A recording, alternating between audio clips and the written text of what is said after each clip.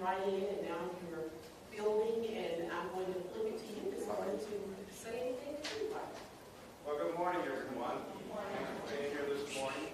Small business event. It's really important. I mean, not only for the chamber, but for DeKalb County, that we recognize and acknowledge the work that our small business community is doing to revitalize and move DeKalb County forward. Small business, as you know, small businesses are the employers of DeKalb County. Really, I told you one reason to make sure we're going straight out of that to my small businesses. Give me 1 second. Give me 1 second. The smaller businesses are the ones that really help move the economy. So it's great to have you here this morning. Hopefully, take in some information. I did know that. I thought we Later were on, going to I'm going to see us in the chamber or hold on. Give me 1 second. Cochran-Johnson team. We'll help you move your business forward. So thank you for being here, and hope you enjoy the program. Okay, and at this time, we're going to have Crystal Caldwell come forward to give us our housekeeping rules and get us in order. Okay, thank you. I'm not worried about that. Good morning, guys. I'm Crystal Caldwell, Senior Office Assistant here at the Atlanta Service Center. This is the Atlanta Gas Light Atlanta Regional Business Center. We are located at 2505 Brennan Road, Southeast in Atlanta, Georgia.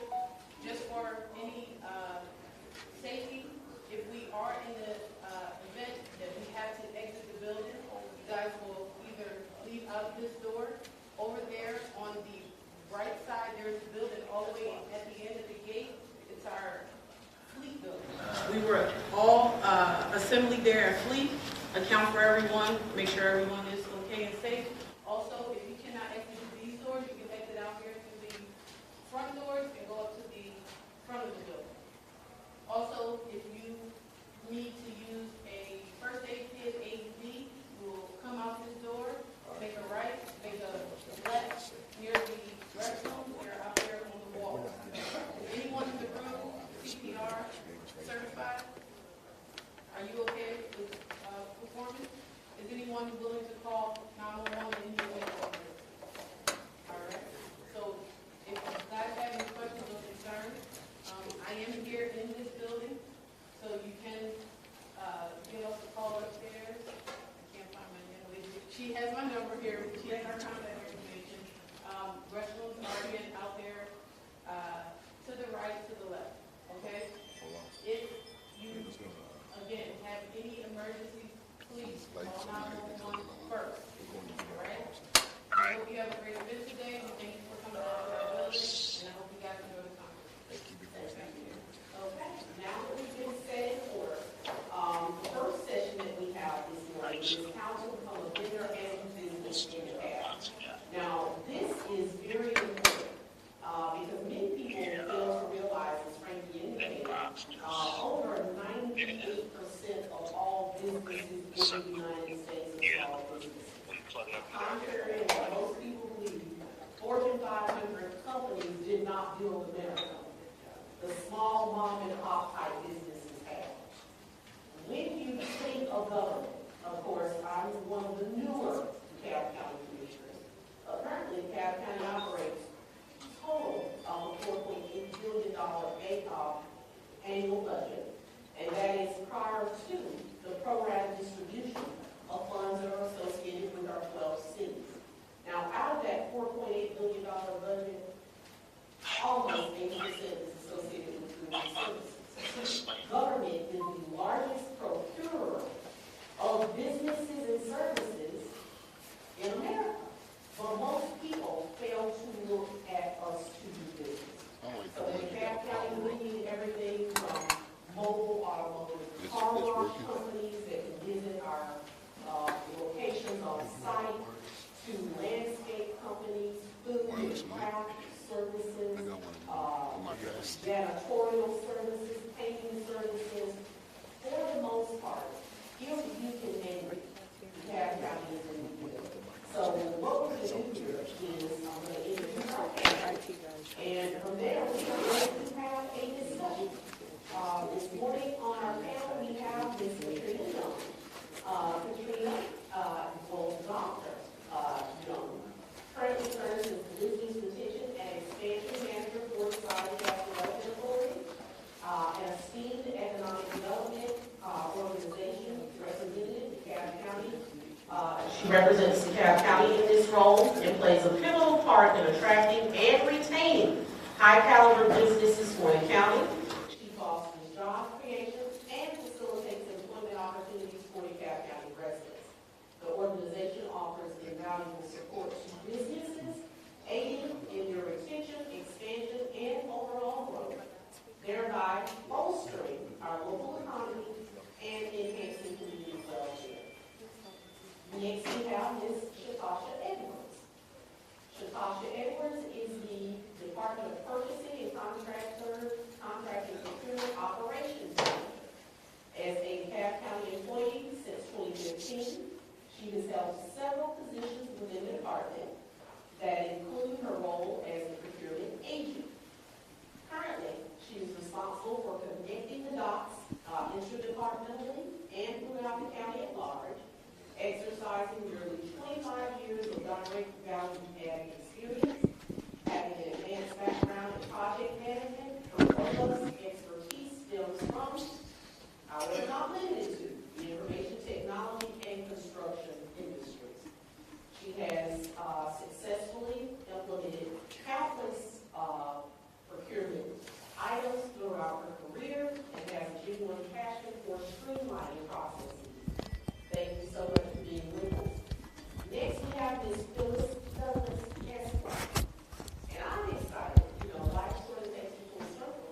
But we actually attended law school here. And now she's in the campus, so I'm excited.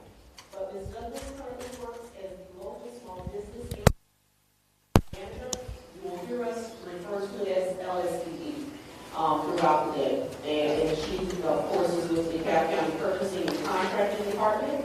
She's responsibilities include managing DeKalb First, local small business enterprise office, and ensuring collaboration and opportunities for locally based businesses in DeKalb County.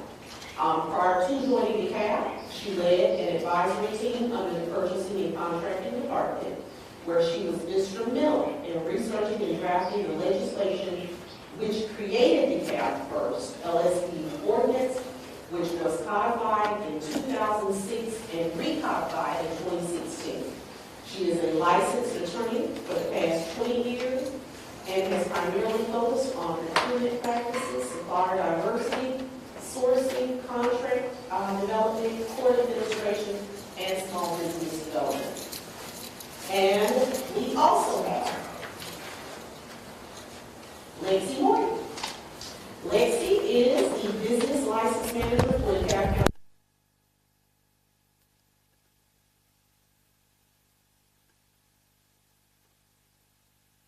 Years of experience working in government regulatory services, including business and alcohol licensing, excise, sale, and franchise taxation, as well as building and trade permits, and plan review. She specializes in regulatory technology and is responsible for educating other employees on using progressive systems and applications. And last on our panel, we have April Turner. April is an experienced fire plan review professional. She knows how important citizen safety is, and she has invested her career in life-safe codes that prioritize safety. April has been working in the industry for 10 years and has assisted and reviewed thousands of projects. She was educated at the University of Houston with a master's degree in business administration and management and holds certification with the NFPA in plans examiners and life safety code and an ICC certification in accessibility plans examiners and inspectors. Okay, so now we've got all that out so that you understand the wealth of knowledge. And today we do truly have what I consider some of DeKalb County's best and brightest who will help you along the way. We are going to start with talking about why do business in DeKalb. And give me one moment here. I have a whole stack of papers thanks to Dr. Davis. Let me also acknowledge my team. Thank you. Who took the time to put all these things together.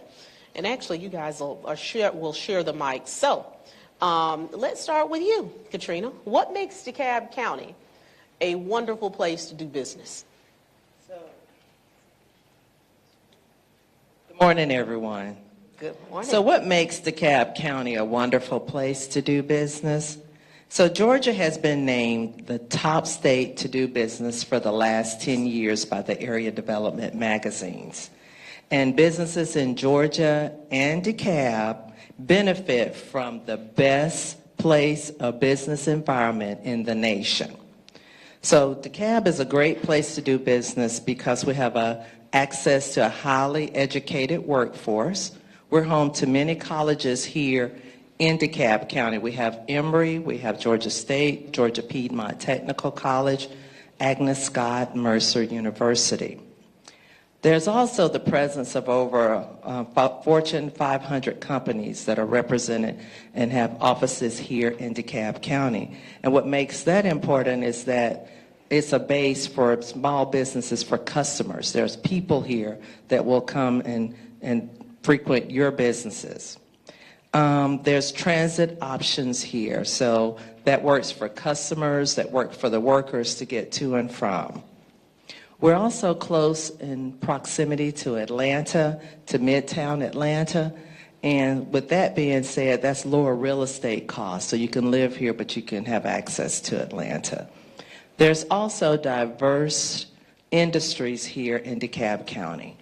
We have manufacturing, distribution, the film industry, healthcare industry. So if you're looking for employment or need people, the residents have access to a plethora of opportunities to work. And we are partners with the DeKalb County government. So we have been working together to help with resources and information. And so with that being said, one of my responsibilities excuse me, is going out to the businesses, large and small, and I meet with them, and I see what their needs are, if there's any information or resources. I look at myself as a resource broker, so I can connect you to different resources. It may look like funding, it may be technical assistance, because a lot of times people don't know how to start your business, so you come to me for that. And so we have a lot of just different options out there to do business in DeKalb County. Yes, and let me say that from an infrastructure standpoint, because I chair Public Works and Infrastructure, and of course that's your highest dollar volume committee in DeKalb, because it deals with everything from your roads, sewer, sanitation, and for many years in DeKalb, for actually over 4 decades, we did not have a CIP. And that's an acronym. You'll hear a lot of acronyms today, but we didn't have a capital improvement plan. So currently, many of you may know that we actually went under consent decree in 2017 with the EPA, the Environmental Protection Agency. And basically what it has required is for us to expand, enlarge, and replace our water and infrastructure. And that one thing, when we say that we have invested over $1 billion in infrastructure, it is going to have an enormous effect also on development in the years that come. Now, I know we're here to talk about procurement, but when I came online in 2019 as a commissioner, there were 360 businesses waiting to do business in DeKalb that could not receive water sewer capacity reports.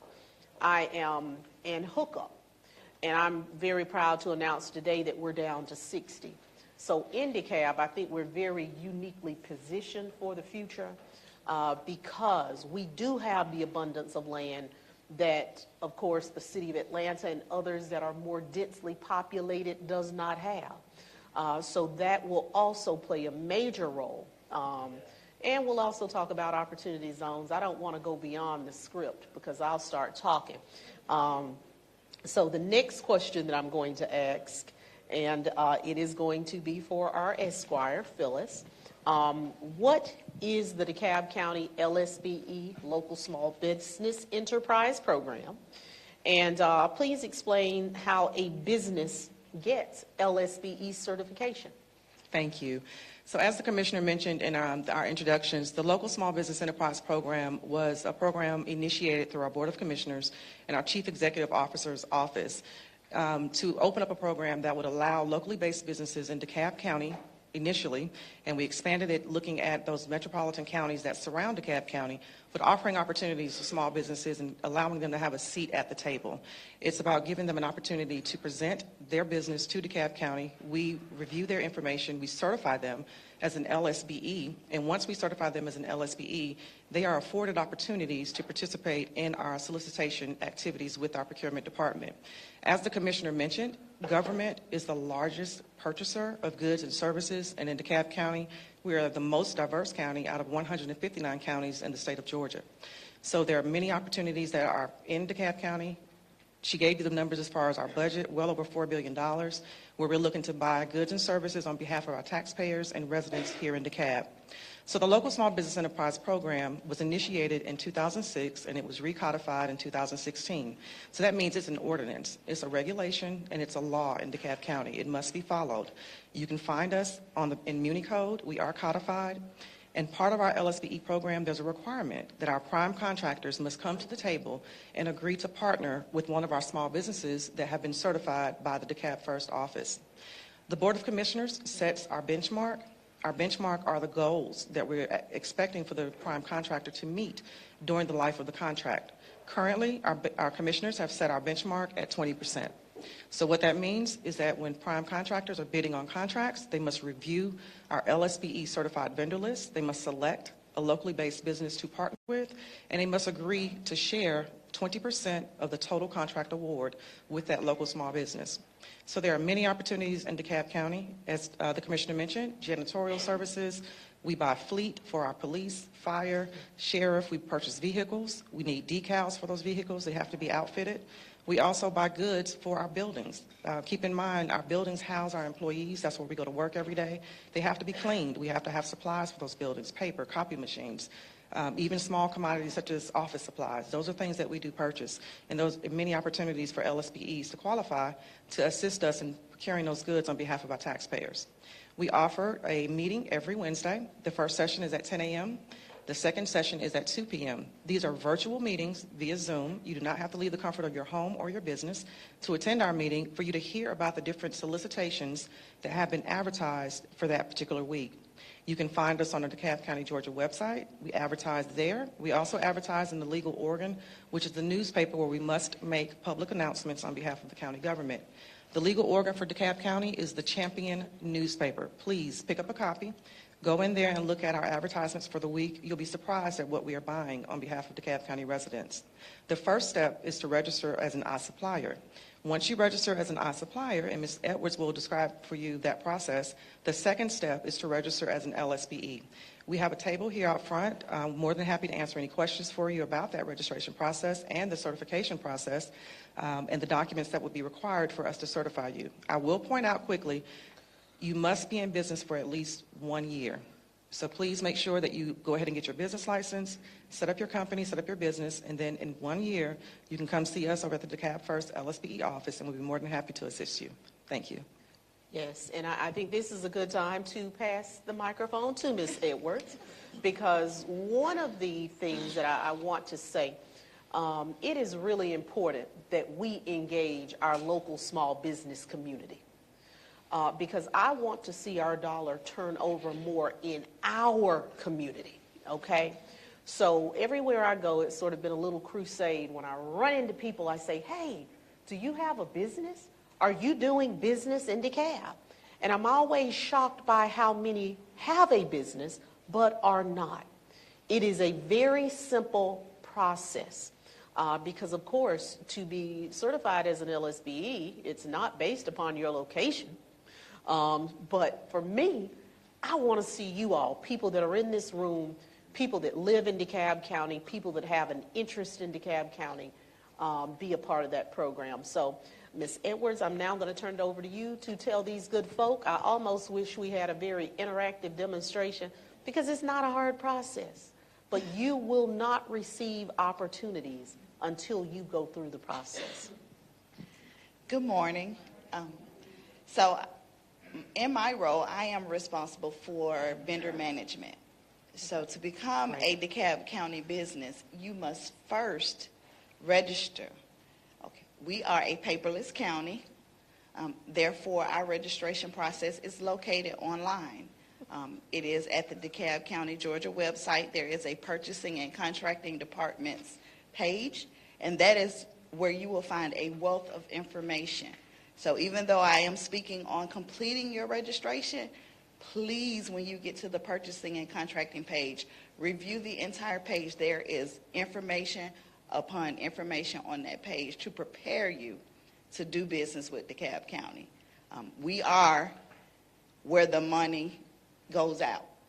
We do not handle the money, but it goes out from our department. So if you are trying to earn money, you have to come through us. So that is what I recommend first. But on our website, we have what we call iSupplier. That is our vendor management system. Keep in mind, because it is a vendor management system, it is also a part of our financial system. Okay? So we're going to require information from you. And that information has to be correct, accurate, and verifiable. And it has to be exactly what we ask for. Do not make assumptions in regards to what we need from you when you get to your registration process, because we do not want to waste your time. We do know how valuable it is. So we provide to you on our website, prior to you ever clicking on any link, everything you're going to need. So if you take a moment to review that information, you'll know before you get started what you need. If you need something that you don't have, it is there on the website for you. We don't ask you for anything that we don't provide for you. That is the responsibility of the county. So anything on that page that is in blue is usually what we call a hyperlink. That means that it will link you to that document and or that area where you will get additional details. Okay. So the iSupplier registration, we have 3 documents that we must obtain from you when you complete that registration process. That is a W-9, which has about 4 statements on it that you have to complete, which is your organization's name, your organization's address, your EIN, and or social security number. So we do register individuals to do business with us. Okay. If you are an individual, you will enter social security number on your W-9. Because remember, this is a financial system. So we have to account for the dollars that we provide to you if we utilize your services. You will also have to sign and date that W-9, and the date needs to be within 12 months of your application submission. So if you have a W-9 that you keep saved on your computer and you've had it for 5 years, don't send us that one. Okay? We need one that's been signed and dated within 12 months. That's a requirement from financial perspective. Okay? So we're also going to need from you what we call a conflict of interest form. It is a DeKalb County conflict of interest form. It is in line with with an ethics ordinance that we have in the county. It is just to ask you several questions in regards to our ethics ordinance so that we can identify things that may be of ethical concern. It does not rule you out of doing business with DeKalb County. It just makes that information transparent so that when and if you become a supplier, it is on record what that relationship is that may conflict with the county, if that makes any sense. But that form is required, and it also must be completed as listed on the form in its entirety and signed and dated. We also will need from you a business license if you are in an area that requires a business license. If you don't have a business license, that is fine. Make sure that you have your state registration in line. We are a county organization. We're a governmental entity. We're going to require that whatever is required by the government, meaning the state of Georgia, state of Missouri, whatever it is, we're going to look for you to have met their minimum requirement before you can come in to do business with us, right? We want you to be a legal business. We will also need from you a banking document. So that can be a voided check if you still get checks with your organization, or a bank letter. If we get a bank letter from you, it needs to be on the bank's letterhead. It must be dated within 60 days. It must have your full account number and routing number, so make sure that they don't X out all the beginning numbers and leave the last four. We have to have the entire account number showing on the letter. We must also have a signature of the bank representatives and their contact information listed, and your organization's name. I'm saying this because we have lots of people that will register a company and we will get a banking document with their name on it. We don't associate the two. If you're registering your company, that is what all of your information must be in line with. You cannot send me documents for you personally and then register your business. Everything needs to match. That is very important. Decide how you're going to do business, how you want to be taxed, and that's how you register. Once you've completed this process and you submit your application, and on our website there is a 10-minute brief video that will save you a lot of time. Most people who don't review that video spend several days going back and forth with my team on things that they forgot to add or did not add that they needed to add to their registration. So you want to make sure that you review that video, the best 10 minutes of your life if you want to do business with DeKalb County. But once you submit the application, my team, we have a commitment to review your application within 72 hours. We used to do 48. We got a lot of them.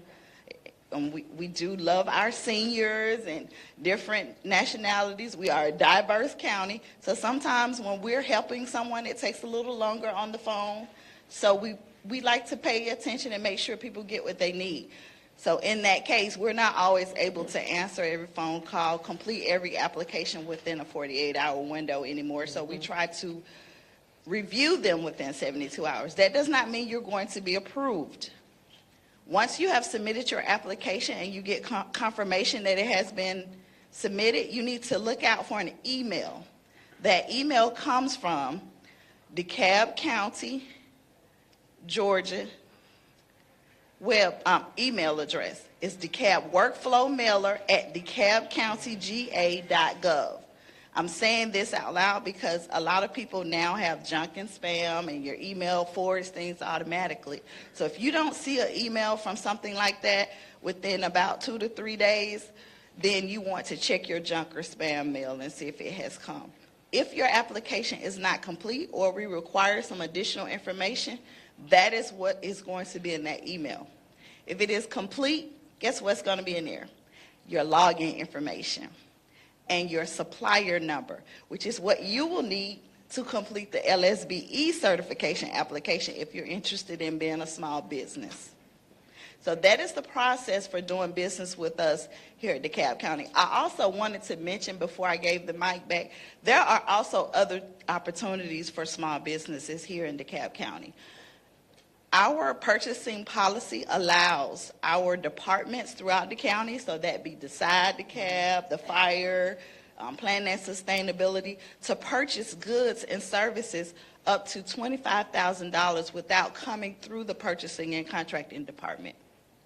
So whatever they need that's under that threshold, they source themselves.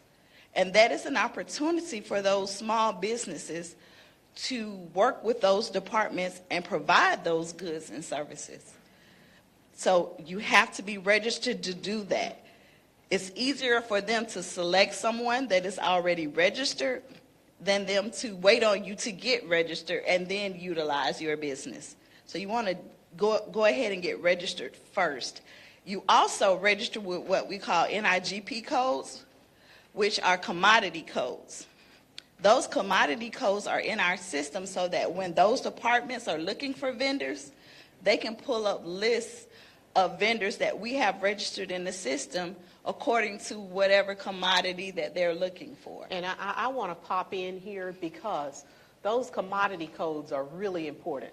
Now, I feel someone in DeKalb had too much time because usually most of you may be familiar with SIC codes, standard industry codes.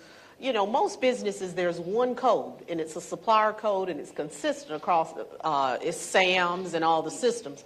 But no, someone in DeKalb had the time to create a code for everything we do, and you need to use our code. So those codes mean absolutely nothing in DeKalb. But what's really important is, I often give an example. If you own an automotive shop, but you do body work, window tinting, tire replacement, all of those are different services. You need to take the time when you are identifying the code to find every code that applies to your business. Because once you're in the system, when there is an opportunity through procurement, those are the codes that we use to contact individuals that provide the service. So the codes are honestly one of the most critical steps in the process. Now, another question that I have, because I tend to be the I dot and T crosser, and I was just wondering, because I know that an individual can register themselves, and you don't have to, be a legal entity. But with those individuals, can they be certified as an individual through the LSBE program, or does it require that they have taken the step to become a legal entity and operate as a business? It does require that they have the correct paperwork through the Secretary of State. They should have began the process of registering with the Secretary of State. We do certify sole proprietorships, and we do have individuals who have for-profit companies. I would like to point out the LSBE ordinance currently only certifies companies that are considered for-profit. We do get a lot of companies that are nonprofits, and we wish that we could certify you in our program and do business with you, but unfortunately, currently, our ordinance does not cover nonprofit companies, strictly for-profit businesses. Understood. I wanted to make sure that we make that very clear, because I have seen individuals who honestly have gotten through the process because they had all of their documents in 2 days. They've said that they were approved. And, one of the things that I believe is that we need greater diversity. There are some contracts that I've seen come across my desk over the years where the same contractor or vendor has had that particular opportunity for one, has been doing business in that space for 20 years. And I'm not saying that we don't appreciate that. But I'm also saying that, that tells me there's some room for opportunity. 20 years, one individual. And there are some things that, one can do to better position themselves. You can always request through open records previous contracts that have been submitted or proposals that are associated with the bid that you're going after, so that you can see how to be more competitive, because then you will understand the pricing that was associated with the individual who was awarded the contract. So do as much due diligence as possible, because I want to see everyone in this room successful. And Ms. Edwards, I'm going to give it back to you now that I got that out. And I do have a burning question. Yes, ma'am. Yes, this is from Ms. Edwards, because I went through the process of the iSupplier registration, and in one of the steps is the one with the bank letter that you have to have. I wonder, is there a possibility, or has the county reviewed these steps in a while? Because that actually delayed our approval for over 2 months, because they were asking for something that the bank does not provide. I went back and forth to Bank of America about 5 to 6 times, trying to get the letterhead with the signature, and that's just something that the bank does not provide. And have you guys looked at that or considered? Yes, we do. Not really, but yes, we do. And unfortunately, most of the requirements that we have are based on requirements that we have. So our bank requires us, in order for them to ensure and protect us for fraudulent activity, that we meet minimum requirements. So what we have out there for you is going to be the minimum of what they will allow us to do in order for us to ensure that we are able to recuperate funds that may not, because fraud is real. And that is one of the areas that we deal with it the most in the county, is this supplier process, right? So remember, I said you're going to set up a vendor account when you complete this registration. Well, you're a small business. You are bait. You are the easiest bait, because most small businesses don't invest in IT on their side to ensure that their systems are secure and that they don't have issues with hackers. So that's one of the reasons why. And our Treasury Division reviews banking, and you know, that process is a little different because it moves to them to review that information and make sure that it meets that minimum requirement after we've verified that you are a business and you have all of the other requirements met. They're going to review that banking, and the process has actually changed probably since you did it. I just was on a call last week about some new steps that are going to be included in that because of fraudulent situations. So that is going to be an ever-changing that process is going to change consistently, I can say, from here on out. It could be this way this week while I'm talking to you guys, and we may have some new requirements in that area next week based on situations that have occurred in that industry. Yes, and thank you for that question. Well, but there's no solution. I mean, And let Well, me, that's a bank. Yeah. we really literally had to go through ordering checks and then getting the void. And I mean, I'm like, how is the county asking us to provide something that none of the banks are? Well, Bank of America does. And I'm just going to say this. Your bank may not have provided it to you. It may be your bank manager's policy. That's a little different. Yeah, because I review these applications myself, and I've gotten letters from Bank of America. and It may be a choice of a banking institution for you if you want to do business with DeKalb County. But, you know, like I said, we're paperless. We're paperless for more reasons than just the paper. It provides accountability. It allows you, once you become registered as a supplier, the system also allows you to submit invoices.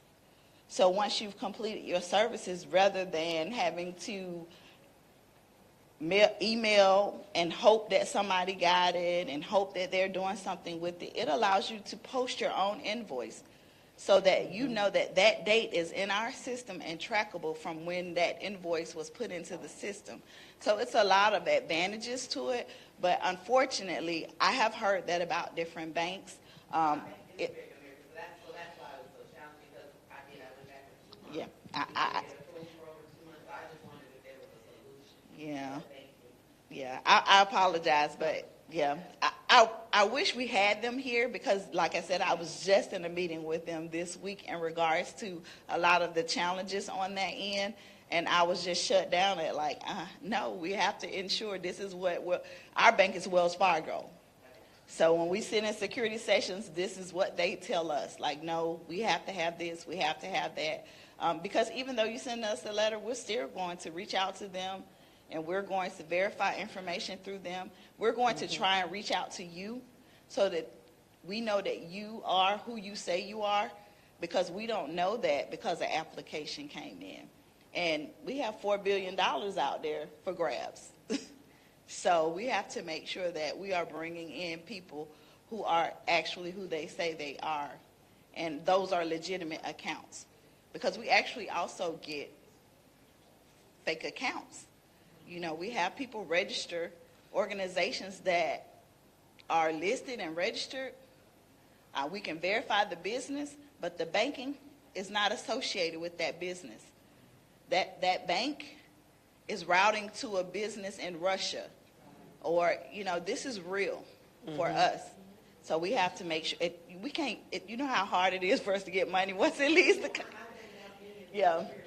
It's just, wondering if there's a process or when you're asking for something that you can't get, what is the next step? And if you Yeah, I appreciate the feedback though. So I have mentioned Bank of America to the team. Hopefully, that's not my industry. They're brainstorming ways that we could try to figure out how to get around, because Bank of America is a big bank here in Georgia. Let's just be real. So, hopefully they'll figure out something that we can get from Bank of America, or if there can be a relationship established between Wells Fargo and Bank of America that will allow us to complete some type of verification. And we're also looking for systems that will make it a little easier and maybe better to verify those banks. And let me say, these conversations are important because as small businesses, it matters. The same way it matters who represents you, it matters who you bank with. I have, managed newspapers. I've done a few things in my various lives. And I have a question. You have spurred me to a question. How many people in here bank with Bank of America? Okay. Yes, but a lot of people don't have checks anymore, and especially the newer businesses, I don't even think they issue them. Nope, no bank statement. It has to be a letter, and it has to be signed and dated within 60 days. We can't use a bank statement because think about this. If someone hacked your account, they can get your bank statements because most people have their bank statements in their emails or things of that nature. And or if it's your mail, which is one of the reasons why we don't want to do checks. People have gotten people's checks out of the mail.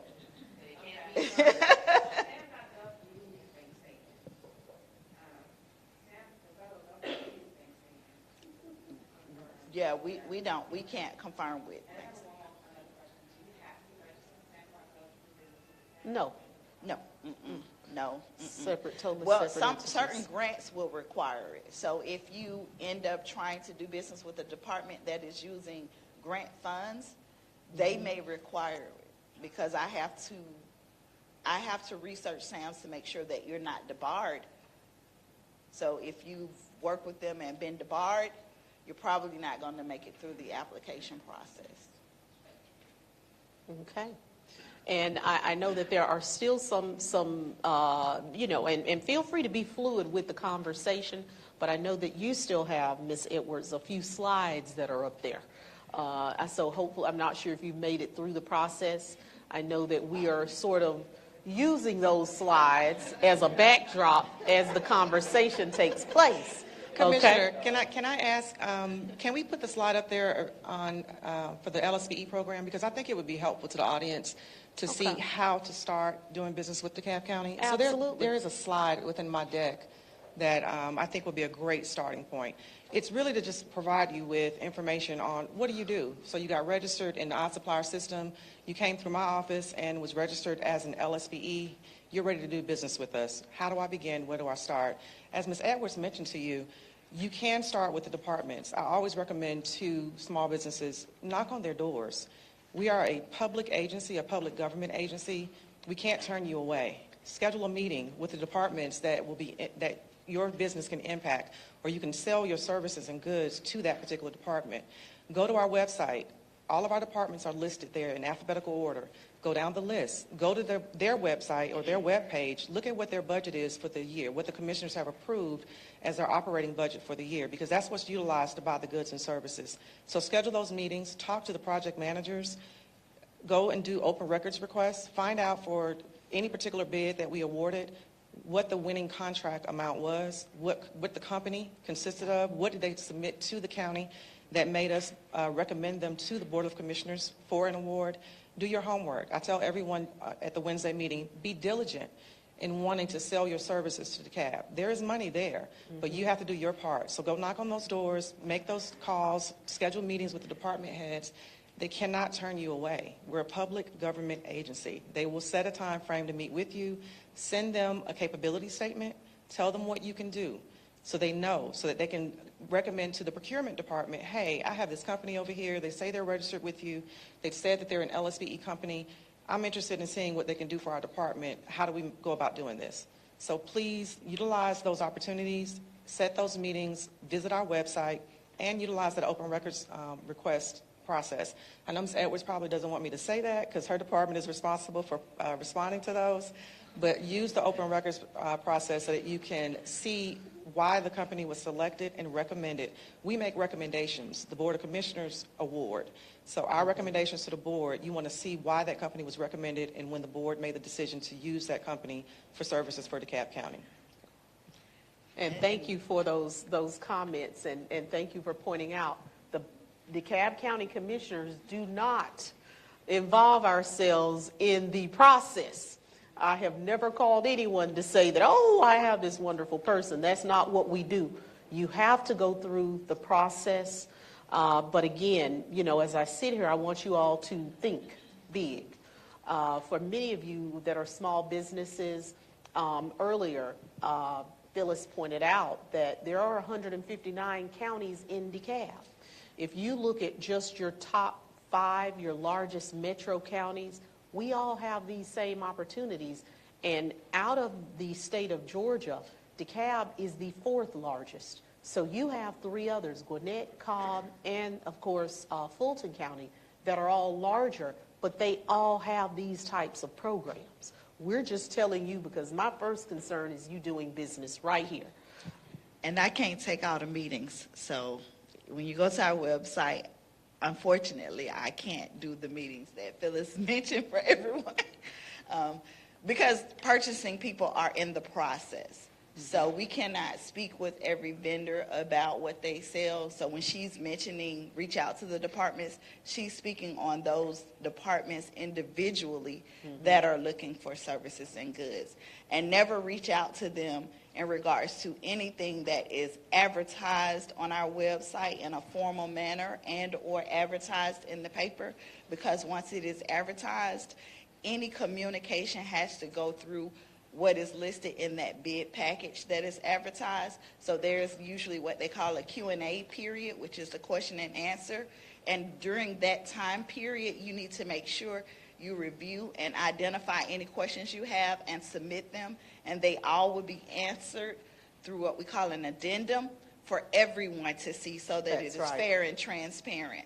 So you can ask questions about regular things, but once you see something in that champion or on our website, do not reach out to those departments and ask them questions because they're not allowed to speak with you in regards to those formal solicitations because it's unfair, right? You may get knowledge that another vendor did not obtain. So we keep it fair by getting all those questions pulled in one place and responding in one place at one time for everyone to get the same answers. Mm-hmm. As a general rule, most people have the same question I found. So I think we have a good process there. I saw a hand. Yes, ma'am. Yes, you mentioned the champion paper a couple of times. I know they used to be in the box. Where are you locating those papers at today? I can respond to that. You would have to go to the champion. And I say that because prior to COVID, honestly, they were in our building, but they aren't anymore. And honestly, I urge each and every one of you in here to be digital. Pull it up online. And that way you don't have to go anywhere. Just, you know, for me, every morning I have about an hour where there's 3 newspapers that I read. But, you know, if you're interested in opportunities and you want to know what's out there, of course, if you're in the system, you're going to receive notification.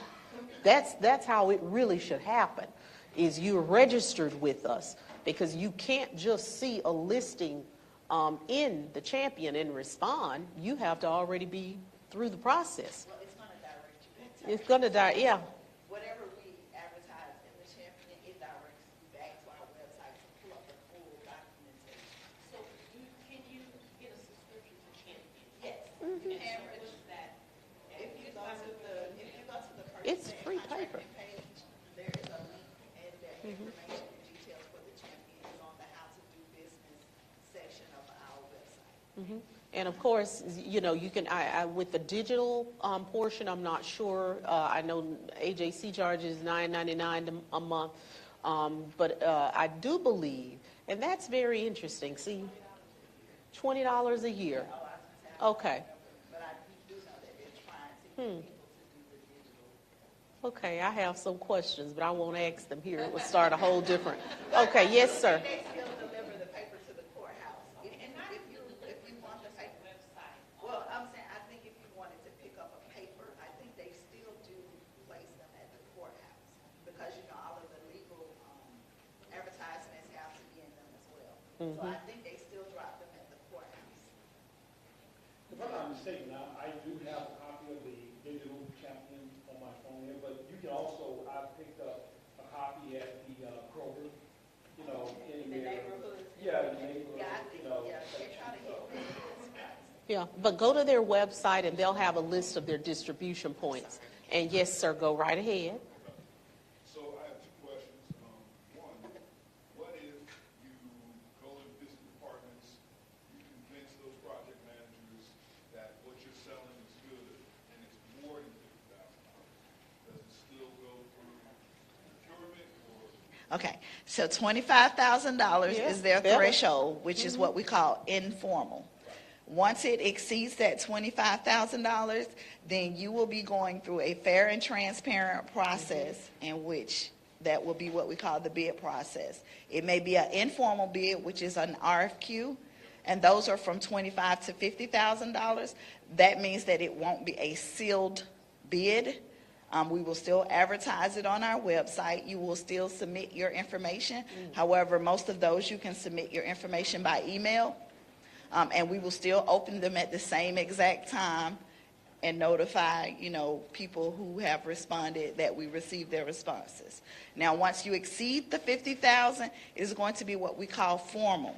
So those are going to be sealed bids. So that means that we will not open the solicitation until the bid opening date, but we will not open the cost proposal, which has to be separate, until we have verified that you are what we call responsive to the bid solicitation. That means that everything that we asked for, we have identified in your bid package.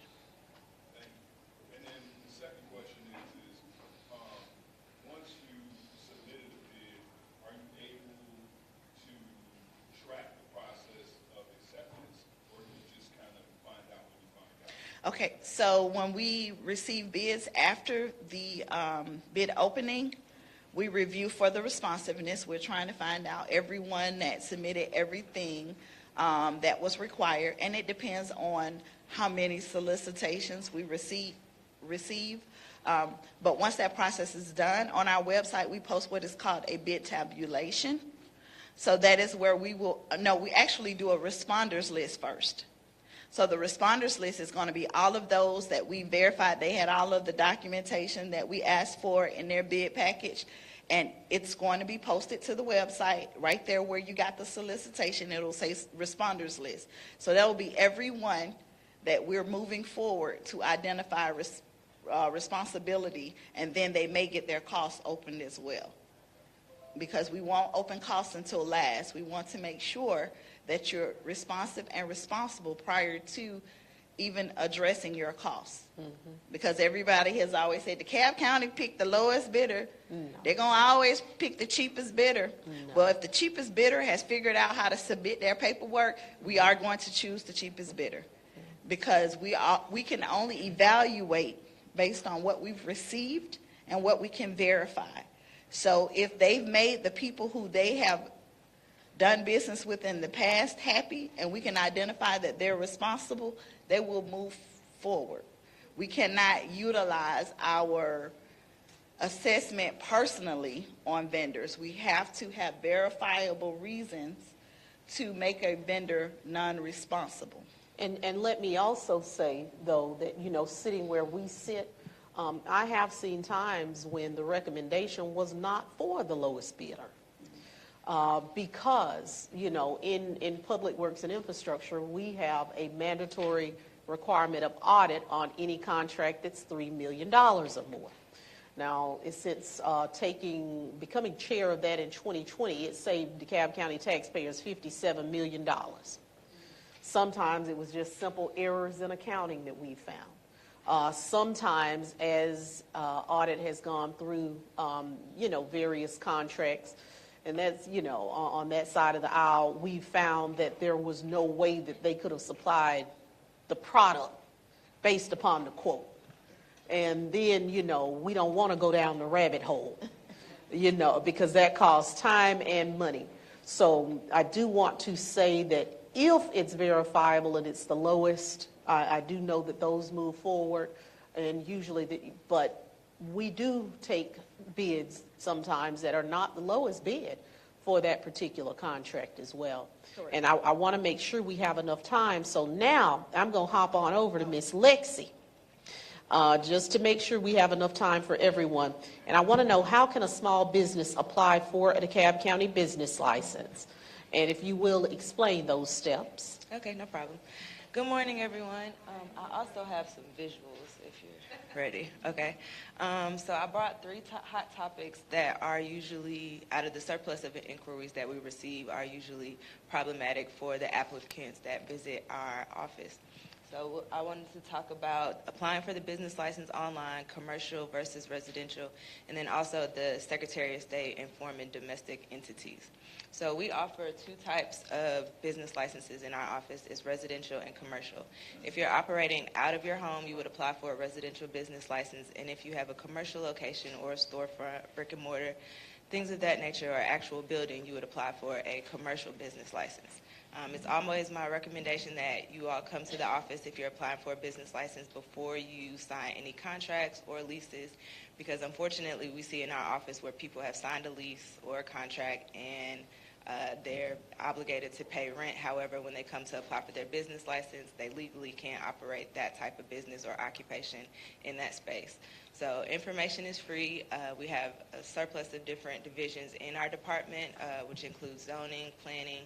So any questions that you have, you can come down to the office and speak to any of our representatives, and they'll be able to provide you with the information necessary for you to operate a business. Second, if you're operating, can you go back one? A commercial space, before you can apply for your business license, a commercial business license, a certificate of occupancy is required. So a lot of people get confused when they get into the business license application process, or they submit an application and they have a commercial space but they don't have a CO. So make sure that you speak to the permitting office before you sign any leases. Make sure that your building is up to date. The certificate of occupancy basically ensures that your building is up to code. Sometimes power gets turned off. They won't turn the power on until you have certain inspections. And also, speaking with your landlord, there might be things that aren't up to code that you will be liable for. So there are things that you can do before you sign anything, just to ensure your safety, make sure that you're not taken advantage of, but also that you're not confused that you're in a permitting process and not a business license process. The business license process in DeKalb, once you submit your application, pending application completeness, is 5 to 7 business days. So what ends up holding people up in the process is your building not being up to code, or you have to get separate permits, or AC unit has been installed and you have to have inspections. Those are typically where people are in the process, and they're confused that they're in the business license application process, and those are two separate processes. So that only applies for commercial. If it's residential, it's pretty much a application process. You submit your application to us, we'll review it for completeness, and make sure you have all the documentation required. Our applications are available online. We'll review it and classify your business. We'll give it a national industry code, and it basically just gives you a taxation code based on the services that you're provided. Once it's reviewed and you pay your fees, we'll email the license to you, and it's also available on the online customer portal, which I'll show you guys shortly. Outside of a business license, depending on your occupation, there may be other licenses that are required of you. For instance, if you were a doctor and you want to open a doctor's office, you would have to have your state license, your medical professional license. So in our office and on our table out front, we have a matrix that will show you all of the documents that are required based on your license type or business type that you want to apply for. So if it's an emission service, you may need a clean air certificate. So there are different elements that apply to different types of businesses. But that information is still available in our office before you make any decisions, so you're clear on things that are required of you before you make any pertinent decisions. Lastly, the Secretary of State, a lot of people get confused that that is your actual business license.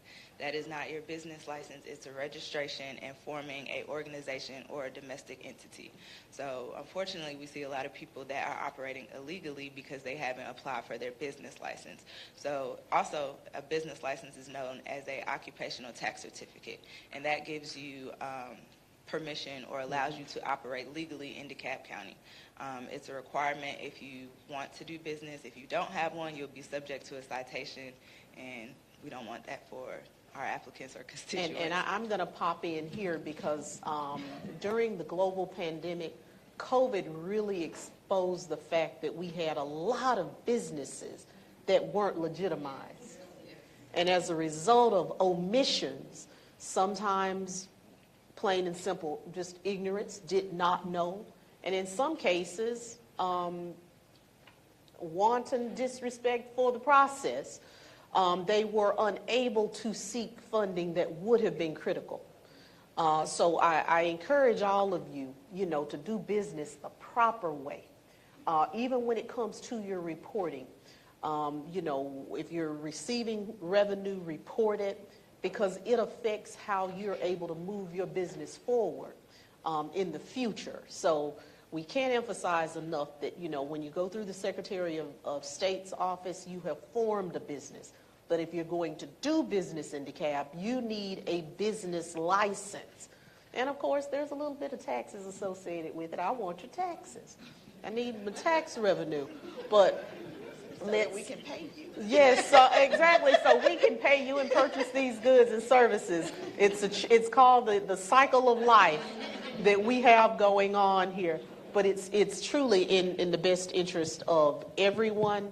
Also, I want to say that during the pandemic, we began to look carefully at what we were doing, because a lot of businesses that had been brick and mortar began to move into the home, and they became home-based businesses. A lot of people went digital, went online, looked for ways to push goods and services there. And previously, when I came into office in 2019, you could not operate a home-based business without an approval letter attached to the application from the landlord. But we actually, in the county, did away with that requirement. Because in many instances now we have LLCs, Wall Street, and private investors that own homes that not even the tenant can reach. And we didn't want people whose livelihood was on the line to be adversely affected when they're doing good business because they can't reach a non-responsive landlord. So we've removed that encumbrance. So now get that business license. So even if you're home-based, you're operating properly. And add your DBA to it or your fictitious name if you want to be a supplier for DeKalb County, because we can't register your nicknames without it being documented. I agree. We just want to make sure you get the full picture. And Lexi, did you have anything else you wanted to add? Yes, and just to piggyback off of her, if you do need to register a DBA or fictitious name, you will do that with the Clerk of Superior Court in DeKalb County. Yes. So if you have a business license in Stonecrest, you don't have a business license in DeKalb? No, so it's based on location. So if your home or business is located in DeKalb County, unincorporated DeKalb County, you would apply for your license with us. If you're located in the city limits of Stonecrest, then you would apply for your business license with them. And it applies if you are in Rockdale or Gwinnett. It's based on location. So Based on wherever where you the pay business tax, is located. that's where you would get your license. So as part of the requirement, if you have a Stonecrest business license, then you meet the criteria. Correct. Yes. Can you clarify that if you have like a virtual business and you provide services, you won't be able to say you still need a business license? Yes. And if I have a virtual business address, I still need business. So you have to have a physical address, so that's why it's either residential or commercial. You can't use a P.O. box, you can't use a virtual address, so the address would essentially be your home. You can use your mailing address if you would like to change that to a P.O. box, but the actual location, the physical location, has to be a residential or commercial address. But that address will be publicly known on your, if you use your. It'll be on your Absolutely. business license, yes. Yes, it will. So, yes, that was a very valid question. If you use your home address and that is where your business is located, you need to use it. but it will be publicly listed as the address that is associated with that business. I remember when I ran for office and no one told me to get a post office box, I listed my home address and wondered why we had so many spectators driving by. So just be aware. Just be aware. That's all I can say. And we're going to hold these questions because we need to break at 9:30. I know some of you were a little tardy for the party, but there were others who were here on time, and I don't want them to sit too long. So Lexi, go ahead and finish, Okay. and Yes, then we have to get to April. Okay. I'll skim through the next couple slides, but it's basically just to give you a visual of our online process. We have a new customer portal. Our applications have to be submitted online, which is beneficial to us and the customer. It gives you a level of transparency so you can see where your applications are in the process. You can see the documents that you uploaded, so you're not going through an email battle saying that you sent it to someone that employee may no longer be there. It's up on the portal, and we can see it, and you can also see it. So the website is at the bottom. Once you type in this web address, it'll bring you to a page like this. You'll create a portal account, and it'll ask you for your email address, and you'll make a password. The next slide. So on the right-hand side, it'll give you a list of licenses and permits that you can apply for. And for a business license, it'll be listed there as a general business license application. Once you select it, you'll go through a set of questions, answer it based on your gross revenue, number of employees, and then you'll upload the required documents. One more. Oh, can you go next? This is a dashboard, so it'll show you any applications that you have in the queue with us. It'll be listed for you here. Any fees that you have to pay will be listed in the top right corner, and you can pay online with a credit card and also a check. So you can type in the check information, and we'll be able to accept that form of payment as well. And lastly, this is what it'll look like for your license account or your permanent account. The license number that's issued to you will be on the bottom left. It'll have the address, the name of your business. If you have any fees due, it'll be listed there in the middle. And then it'll also give you the status of your license. So if we are requesting additional information, documentation, it'll let you know that there, and then it'll also show you if you have any unpaid balances. So. And I will say that it can be I will say, because I've been through the process, it can be a little confusing. It can be a little confusing. I will not sit here and say that it isn't, but we are present. I will also go so far as to say that Loraine would probably choose a different type of technology. And they would too. Sometimes we do what we've done only because we've been doing it. But, and also I will say that, when it comes to us as elected officials, sometimes we have individuals that make decisions on processes that they have never had to experience. So that's why it's really important, again, that you have folk who have been through the process, because you will often see it differently. So that's why I say what I do. And I feel bad for the department, because if the technology was better, I can only imagine the calls that you receive for assistance. But I will say we are in the works of procuring a new software system for our permitting and licensing as well as zoning. So once we find a new vendor, we'll definitely... We're not. I could hardly stay in my seat for that. Because the system that you all had before, you need a master's degree to navigate through it. And sometimes you do not get your license. Half the year passed by and I don't have my license. So the new technology, we need it bad. And it needs to be simple, that even somebody who is not computer literate can go and navigate through it. That's why DeKalb County loses a lot of revenue every year, because people operate without license because they think it's too hard to get. So we welcome the new technology, the new system, and I'm sure Commissioner Cochran-Johnson is behind a new system. Yes. And let me say I am, and this isn't, this is not my day to advocate, but anything that I say here, in full disclosure, I've already said somewhere else. Because even when it comes to Hanson, I think I'm so hands-on that I probably hear it more because I do check my own emails, I do respond, and I respond to with many of you more like a frontline person as opposed to a commissioner because I'm sitting there every day. So just let me say to you that I'm dedicated to that. I know everything about Hanson. I know the technology, and I know where we are and where we need to be. And with that said, April, I want you to get to talk to us because this is the last thing that we'll discuss as a part of this panel. And where did my question go? Okay, I'll talk about the permitting and inspection process, what are incorporated in city requirements, and also helpful tips that can provide small businesses to get through the system expeditiously, as well as fire rescue, because you handle it all. And this young lady is a trooper. You know, I have to say, look to my left. You have women. Women, go right ahead. Good morning. Good April morning. Turner.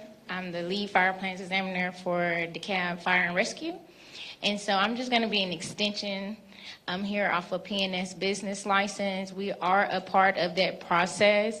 And just to give you some clarity, not only do we have the one system you apply for your permits and your licensing, however, there is a second system when it comes to applying for your permits where we actually review in, which is called Project Docs.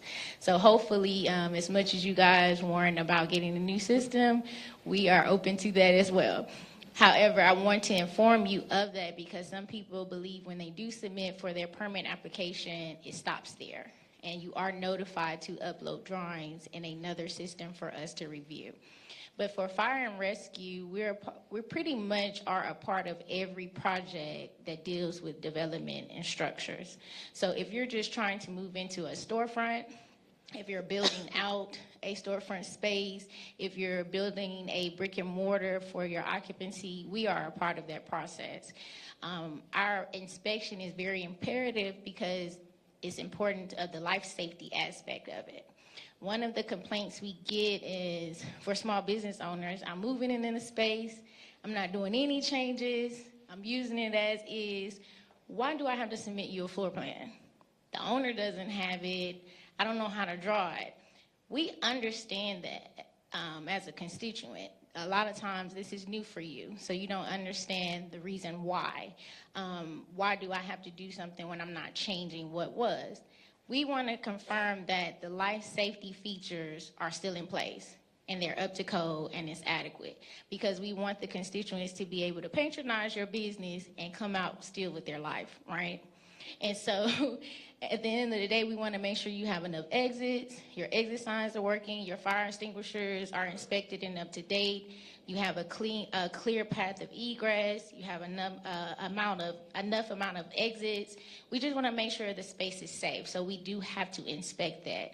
I know a lot of times this is new for you guys, but we're willing to walk through it with you. Just as Lexi said, it is very important that you visit the Planning and Sustainability office first to speak to zoning. You want to make sure before you sign that lease or that contract that you're able to do that use of business in that space. A lot of times we get excited because we got the space, we got the money, and we're ready to start our business, and we sign the lease. And then when we submit for our permit, zoning says you can't operate there. So we want you to do your research. A lot of times the building owner is not going to tell you what your process is. The realtor is not aware of the process. So you have to do your due diligence to make sure you can operate there. Before you sign those documents, it's so important. And also because in one life, I've been in the restaurant business as well. And things like grease traps, you know, it's so important that you understand that space. And let me say to you, the sooner you begin to ask for what you need and make that a term and condition of you signing that contract, the more likely you are to get it as it relates to the floor plans and all of those documents. And I will say that working with folks over the years, and because of me, I'll just go out there and do it. I'll draw the square figure, and I'll separate, partition out those rooms as close as I can to scale. Because I, will say that, in calling architects and various people, they'll say, oh, $3,500 or $5,000. You don't have to do that. Sit yourselves down with the ruler. Get a laser tape. They sell them at Home Depot. Yes. $60. And we want to get you through this, and we want you to be smart through the process, because in some instances, if there's a fire or an adverse situation, then the county becomes the point of reference for the building and the structure, even during the investigative period. So when we're asking you for things, you may not see it as relevant, but it really, really is. Hold that thought. Go right ahead. So when we are asking for that information, it's a vital part to the process. The next slide. So the main question is, how do I get my certificate of occupancy? That is a part of your business license. A lot of people skip the permitting part, apply for the business license, and they ask, where's your CO, right? We're part of that CO process, and so you have to submit a permit application to either occupy that space, to build in that space, to do renovations in that space in order for you to get the CO. And the CO is for the tenant that occupies that space. If sometimes building owners may just do work in the building, but there's no tenant, so that's a certificate of completion. So it's two different things, but to get that business license, you need that CO. Next slide.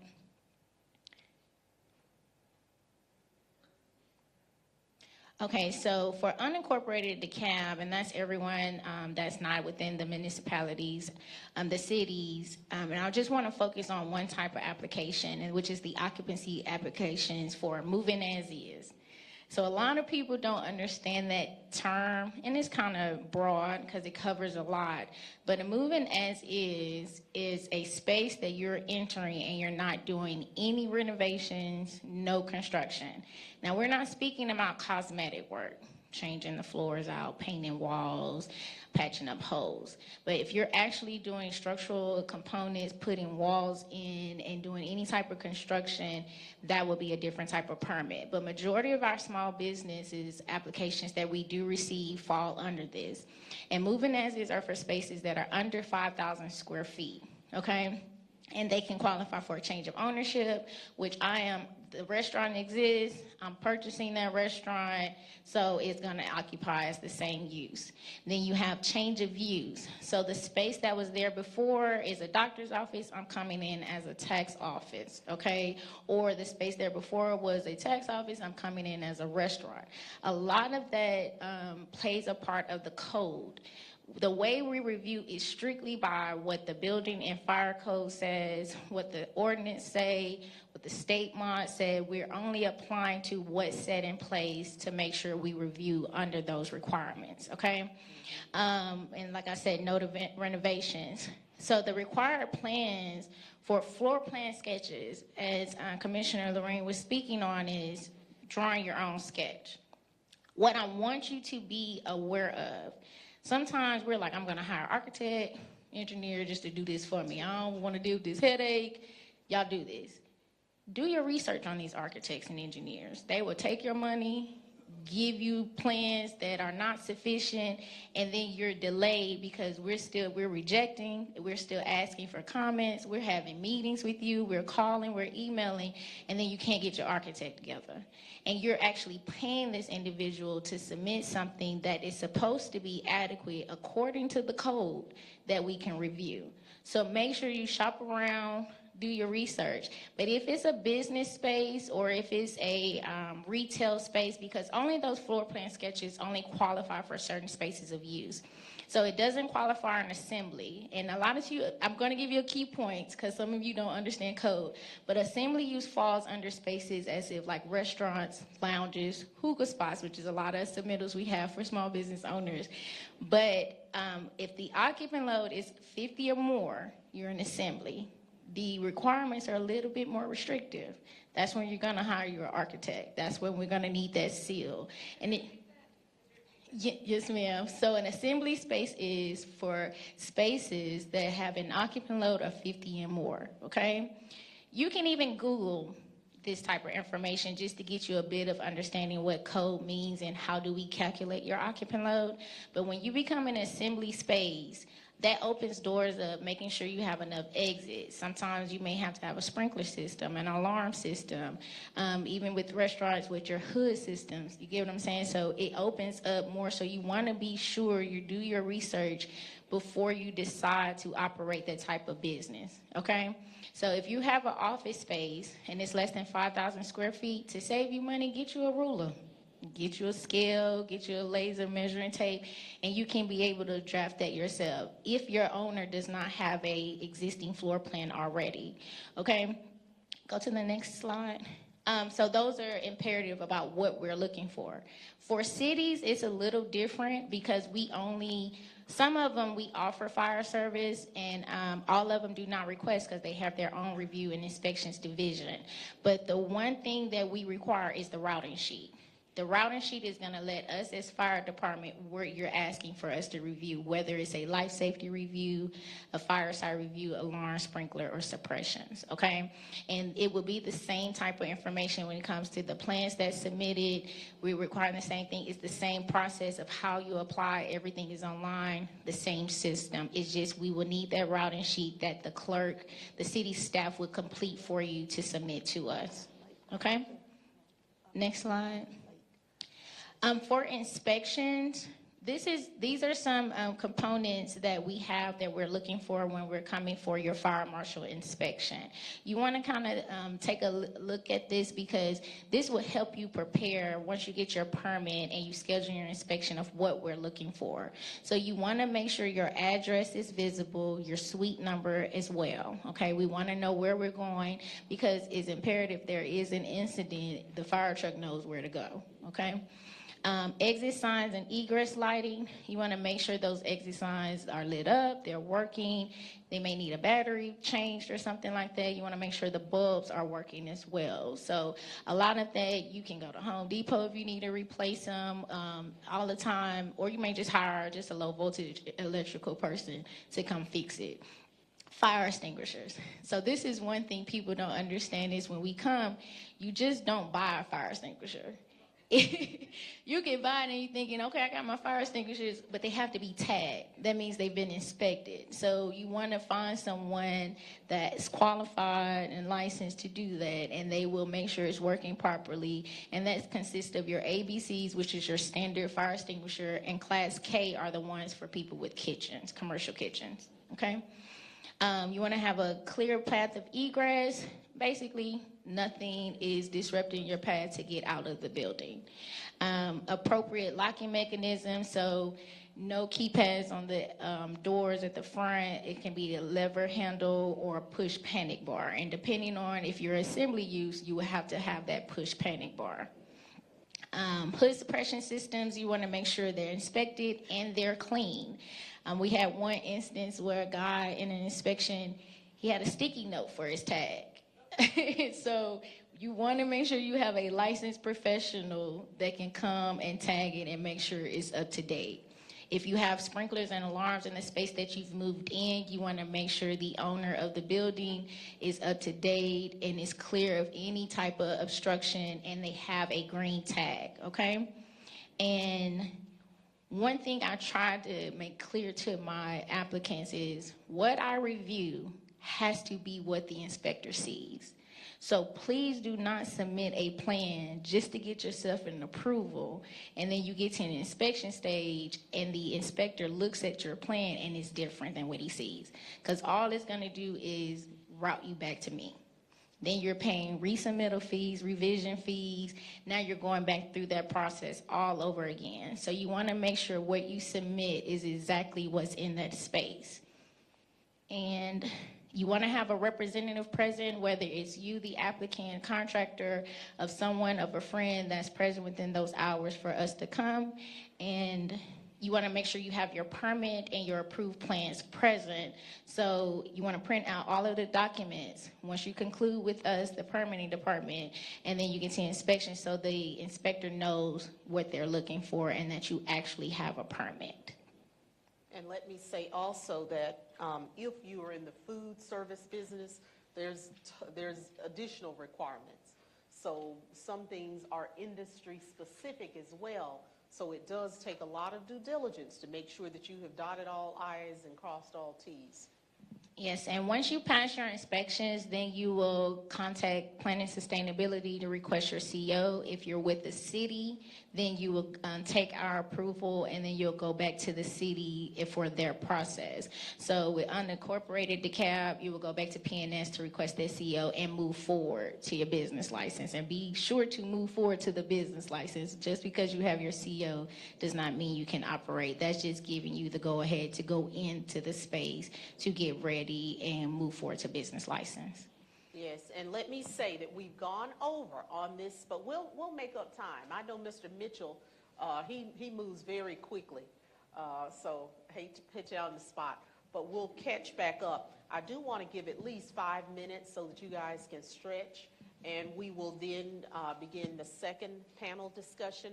Let me say thank you to all the ladies who joined us here today, because for this important discussion, please visit the vendor tables to pick up information and come on back so we can, during the second session, we'll talk about demystifying the funding process. You won't want to miss session 2, okay?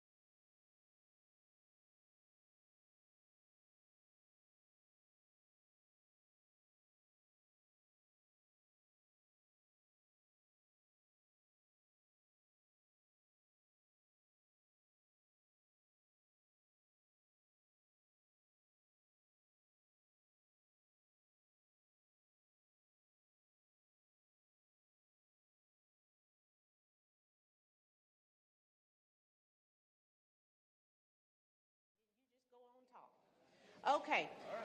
For session 2, this session is called Demystifying the Funding Process for Growing Small Business. And with me to my immediate left, I have Mr. Alan Mitchell. And Mr. Mitchell serves as the Director of Community Development for DeKalb County, and he's served in that capacity since 2016. As the Director of our Community Development Department, he oversees the use of funds allocated from the United States Department of Housing and Urban Development, often referred to as HUD, to develop viable urban communities within DeKalb County that principally benefit low to moderate income persons. Prior to his promotion to this position, he served as the Assistant Director for DeKalb's Human and Community Development Department for 10 years, and he joined the county in 2005. His previous experience was in corporate America with IBM, where he retired after 33 years of service. Next, we have with us Mr. Jeffrey Patterson. Mr. Patterson has been an advocate for small business his entire career, which spans over 35 years. From his many years as a banking executive to his time spent as a mentor and coach for some of Georgia's most promising small businesses, as well as Georgia State University's SBDC, Small Business Development Corp, I'm assuming. He has intuitively seen the opportunity to help those entrepreneurs grow our economy and their communities, and he's also considered a subject matter expert on evaluating financial statements, cash flow, and international methods of payment. What an interesting skill set to have. I must say that I'm very excited about you because everyone needs a subject matter expert in finances, okay? My husband would be happy to know you're here. Just don't ask me for a bank letter, right? Sorry.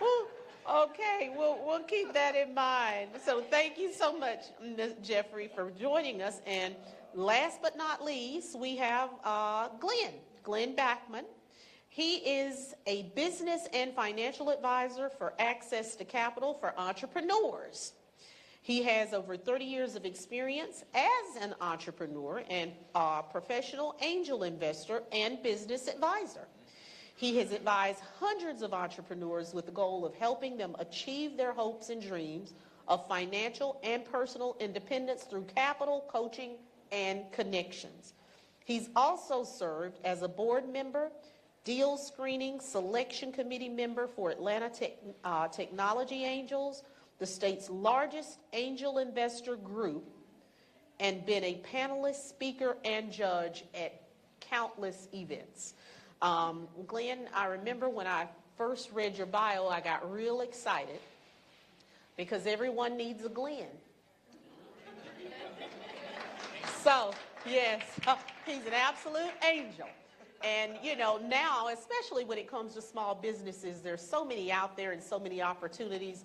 So this is a very distinguished panel that has literally, for lack of better words, done it all. So at this point, we're just going to hop right in and let me find my questions that we have.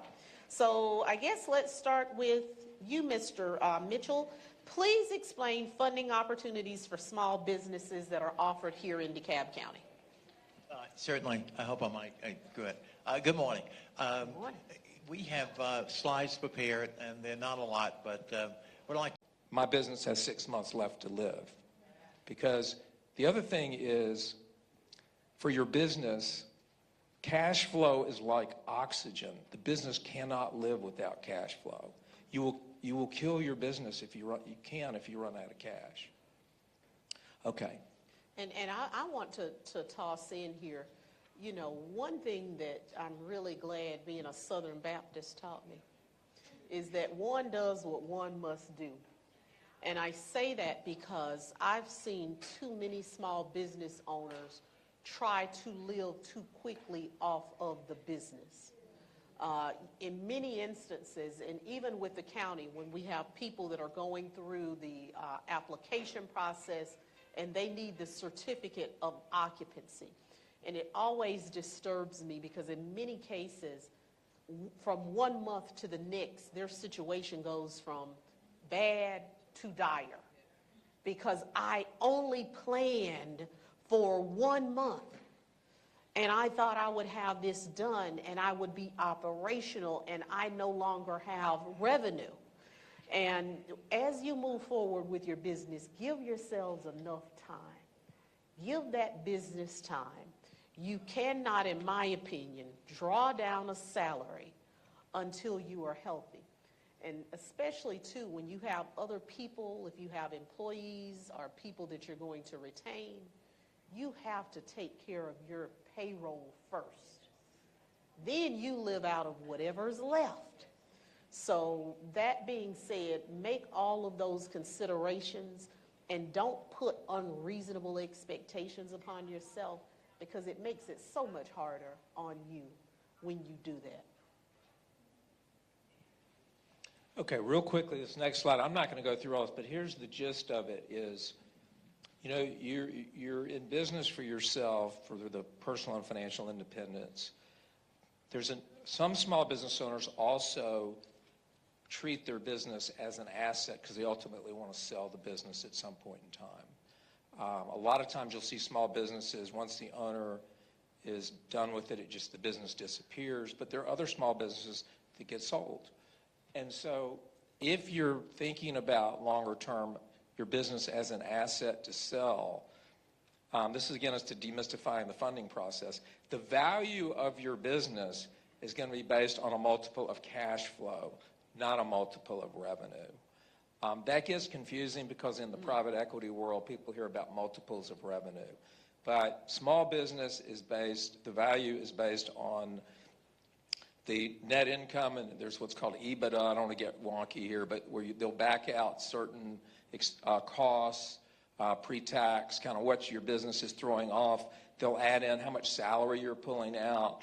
If you have a company car, you get credit for that. You get credit for your inventory if it, has value, and, if you have machinery. But it's really a multiple. You'll get a multiple of your cash flow. Typically, if your small business throws off under $1 million a year in cash, which is going to be most small businesses, a business broker is going to tell you that if it's just a regular small business, doesn't have intellectual property or anything, you're probably going to get about a 2.5 times multiple on your cash flow, including those other things. So I'm preaching cash flow. We got Baptists up here. I feel like I got to preach something. Okay. Amen. All right. We'll take a collection up in a minute. Okay, I just had to say. slide. I love it. We'll go on to the next slide. Thank you. All right, we'll go on to the next slide. Okay, raising capital. Typically, there's 3 ways to raise capital. The first way is to self-fund. It's called bootstrapping, where you self-fund using your existing resources. We'll talk about that. The second is to get a loan capital. And then the third, there's some other methods. But really, it's the first 2. As we go to the next slide, and I'm going to speed this thing up. Okay, here's some numbers. For money coming in, 42%. Okay, if you really want to demystify the funding process, most small businesses are bootstrapping. They're using their personal savings to get started, credit cards, friends and family money. Some of them have second jobs. The gig might be the second job, or the gig might be the primary job, and there's another job. And by the way, a loan officer will count that income in the formula for determining whether you get a loan or not at ACE. That's the primary way small business starts. Then from there, they may, a large percent will then get a bank or some form of third-party loan. These other things that are talked about, grants, you can't build a funding strategy for your business around things like grants. Private equity, the problem with private equity is that for an investor to get his or her money out, you have to scale the business up and you have to sell the business or go public. And typically you need intellectual property, recurring revenue, and high margins, gross profit margins. That is not the profile of 99% Right now, I'm advising 150 clients for ACE. I have one right now, and I knew because I'm used to seeing sort of the criteria for angel investors. This individual has what's called a term sheet, which means it's not binding, for a $5 million private equity infusion. But the business is very different in its characteristics, and it happens to be a tech business. But where you might get equity, if you partnered and got a business partner into the business, an active business partner, and they had to write a check and work at a reduced income, you might get an injection of equity that way. But I'll painfully watch small business owners saying, I paid somebody to put together a pitch deck, and I'm like, oh my God, this business is not going to, you're going to get really frustrated.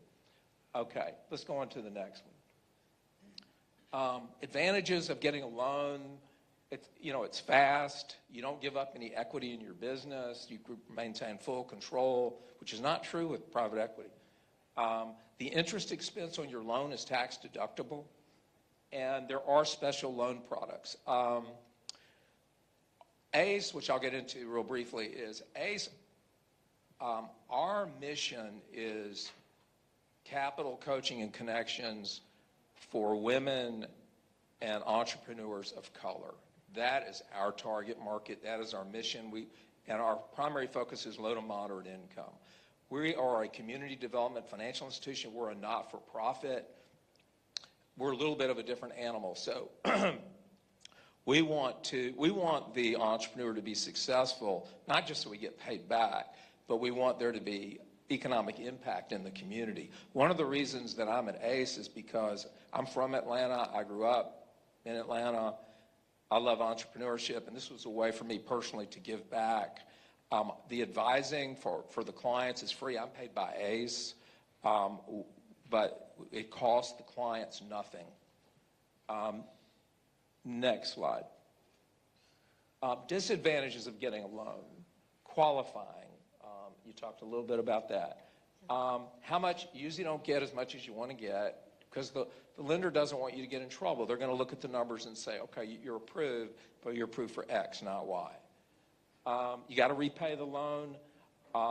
Their interest rates are a lot higher than they were. When I first started at ACE, we had a loan program with Wells Fargo. It was 4%, and 9 months of the loan was granted for free by Wells Fargo, principal and interest. Those days have changed. We still, I asked internally, I said, okay, they're going to ask about special loan products. They're like, okay. We have a couple, but I almost don't want to tell you them because they're on the verge of being exhausted. One is for women. It's I think it's a 2 or 3% loan. We have also veterans or another, military veterans and spouses of military veterans is also a sweet spot for us. We have a veteran loan product, but those are about exhausted, so I don't want you to go running for ACE saying, hey, Glenn said that you had this loan product. But we have special loan programs all the time. They tend to be based on more demographic than geography. They're not typically county specific. Let's see. A loan may have certain restrictions when if you want to pay off the loan, we're good with that. You just want to be cognizant when you get a loan of what the restrictions are. We talked about collateral a little bit already.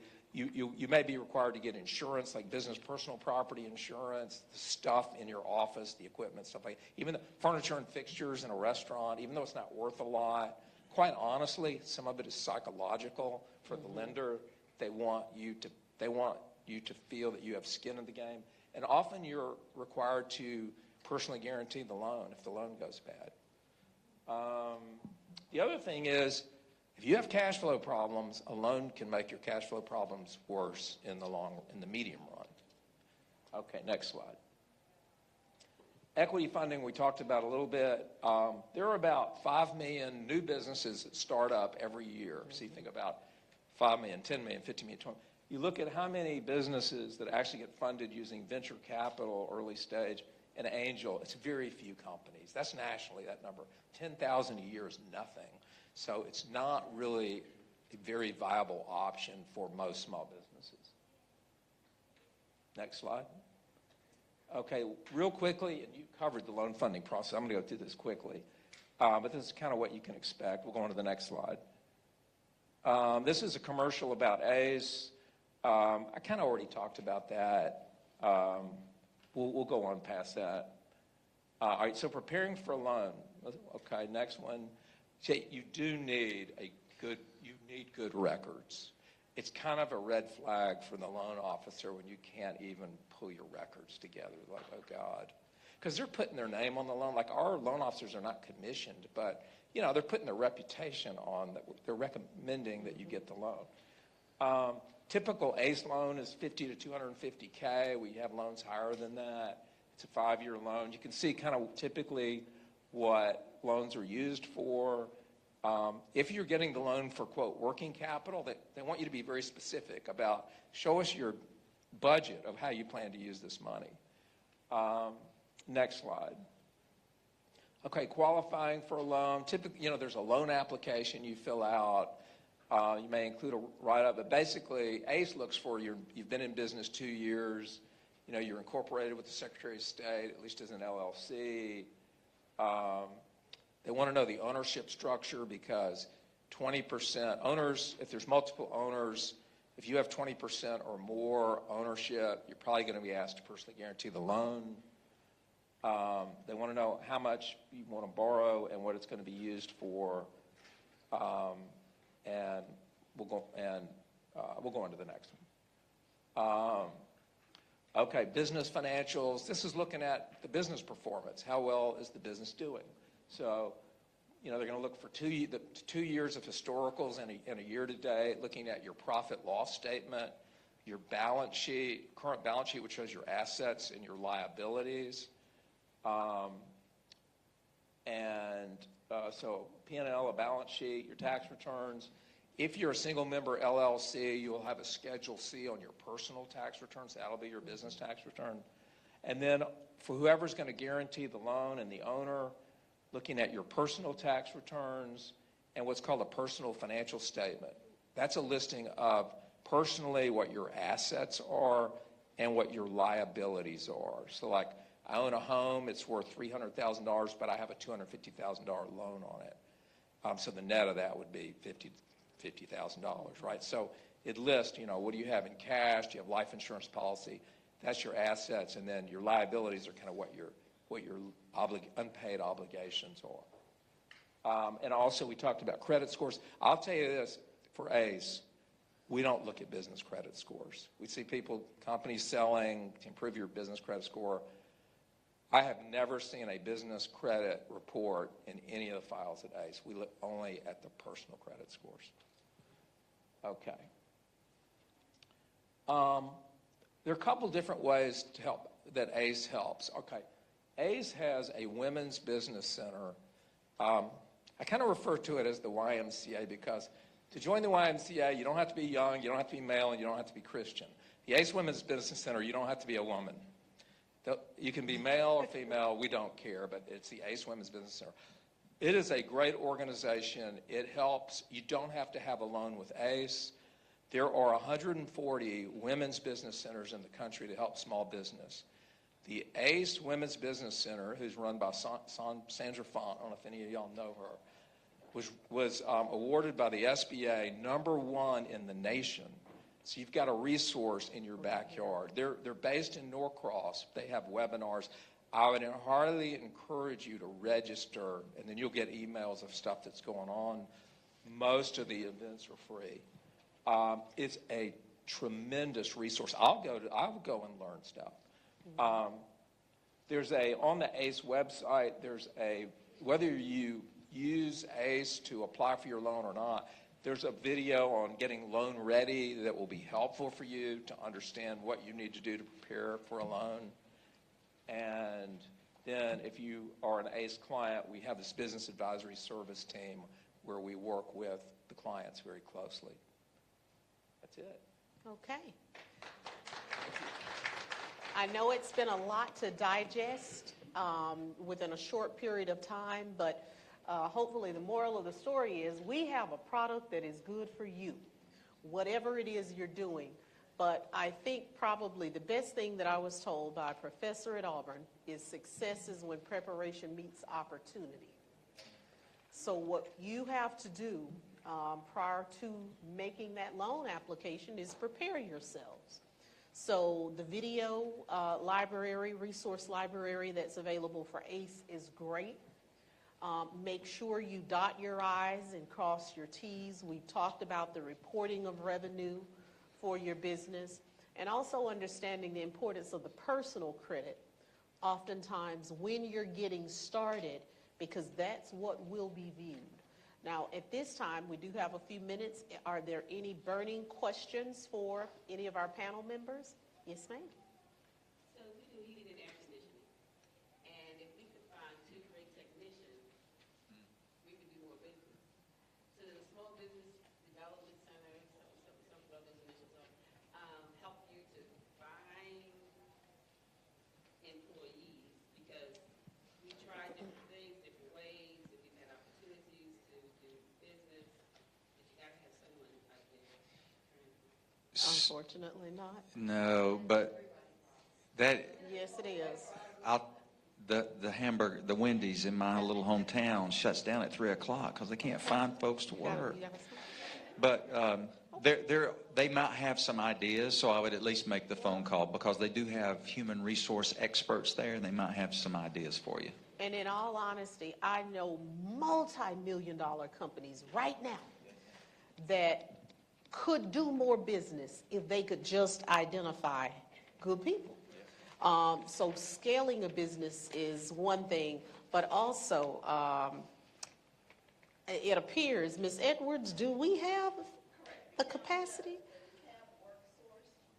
Oh, yes, WorkSource DeKalb.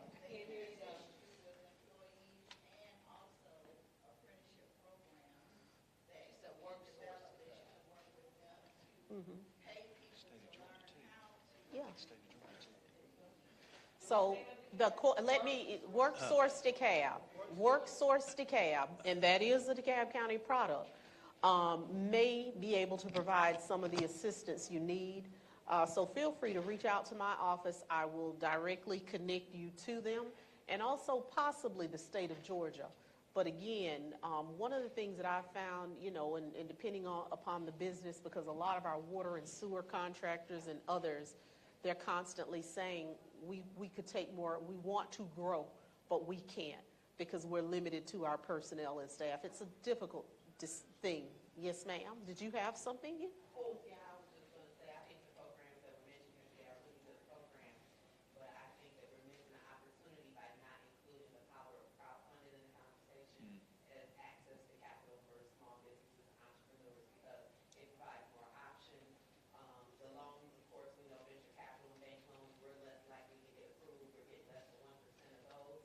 So I think that the power of crowdfunding presents an opportunity for businesses to access capital without debt, without incurring the loan debt. And so I just thought that should be mentioned, because we have a room full of entrepreneurs, and it's a missed opportunity. Absolutely. And let me say that crowdfunding is always an option. It's nothing that we in-house in DeKalb facilitate. So what we're talking about today are the specific products that we facilitate. But I know a gentleman, the cottages at South Park, in South Fulton, and he crowdfunded a $3 million venture. He was a young man that also worked alongside Elon Musk. So if that is something you're interested in, it's an option, but we don't facilitate the process, so you would have to do your own due diligence. But a lot of businesses, I can remember the founder of Starbucks, reading his story. And of course, the bank didn't believe that it was viable. No one would give him $5 for a cup of coffee.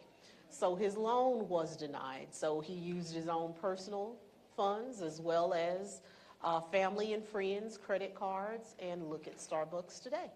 So when you are trying to move your business forward, only thing I know to say is by any means necessary, but think through it because all means have consequences. And with that said, we have time for one more question if there's one. Yes, ma'am.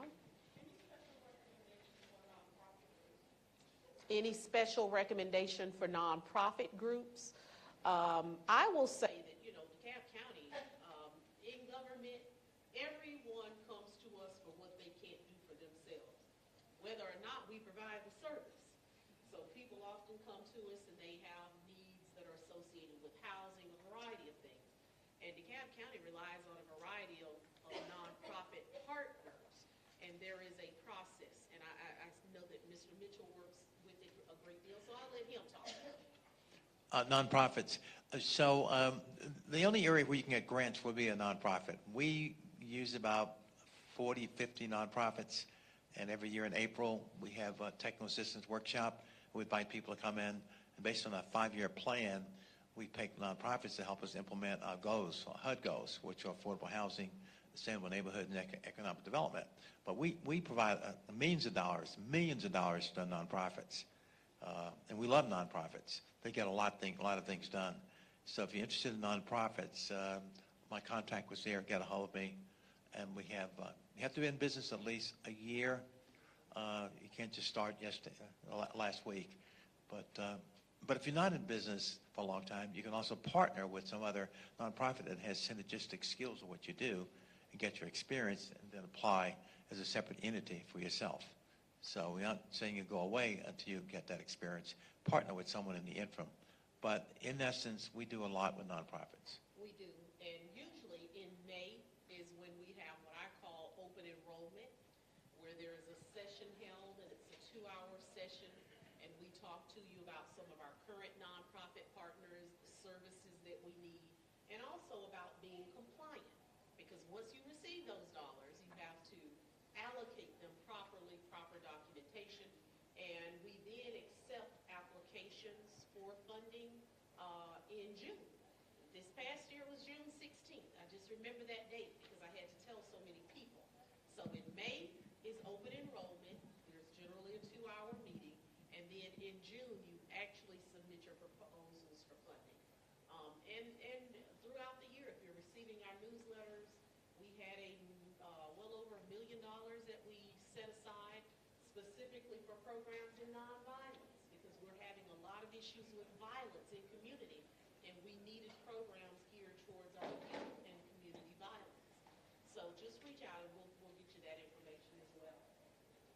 And with that said, we're going to take about a 5-minute break. I see that the next group has arrived, and we'll be right back, and this will bring closure, but the best is still coming. And thank you all so much for joining us today.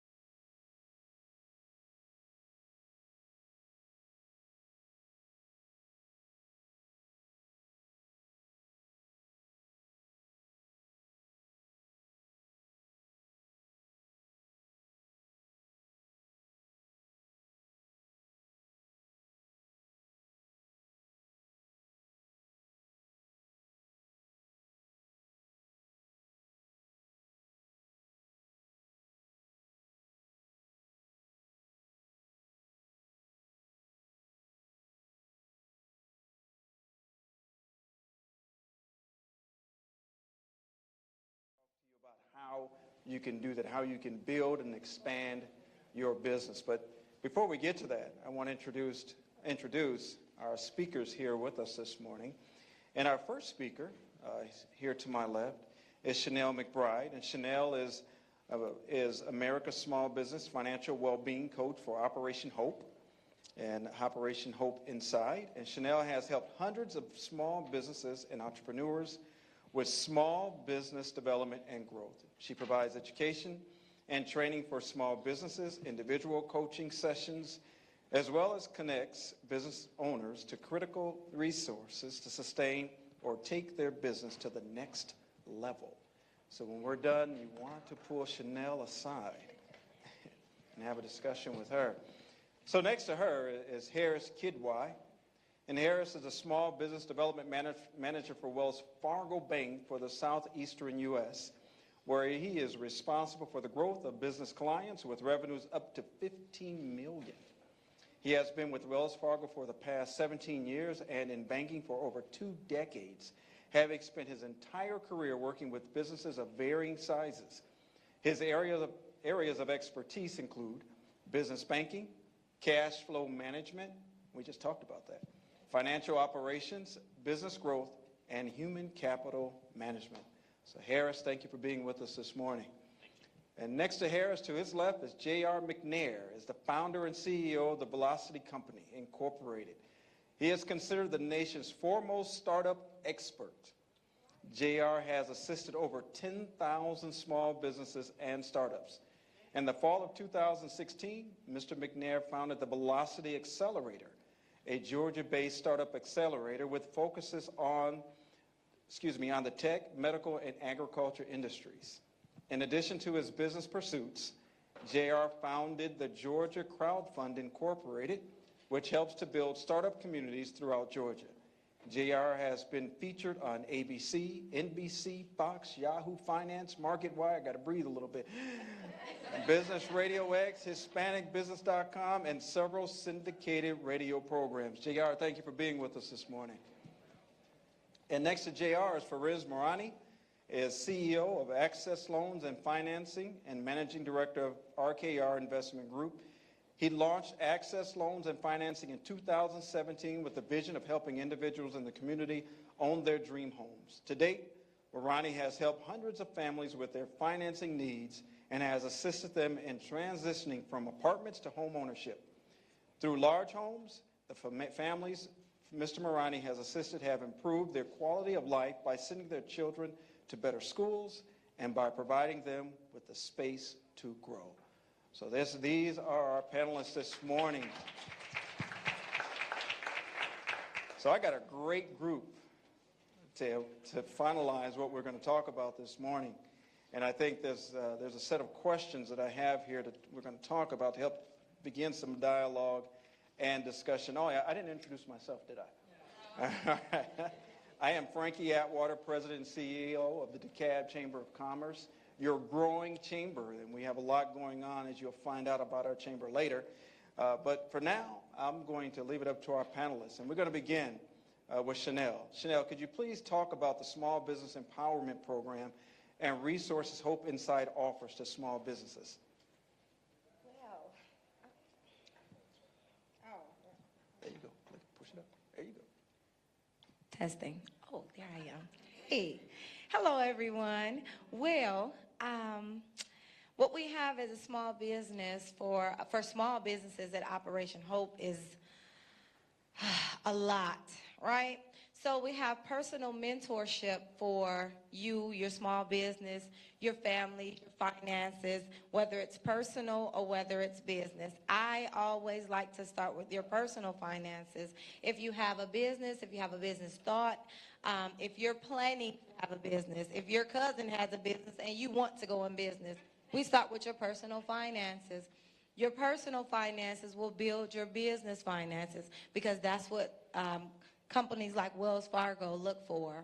Our partnerships are with a wide range of banks, wide range of educated coaches like myself, other coaches that, we just have so much experience in the background of small business of other resources that can range like, we have the 1MBB initiative. Let me start there. And I know that was one of the next things. We have 1MBB, which we support black businesses. Our goal at Operation Hope is to get, 1 million black businesses by 2030.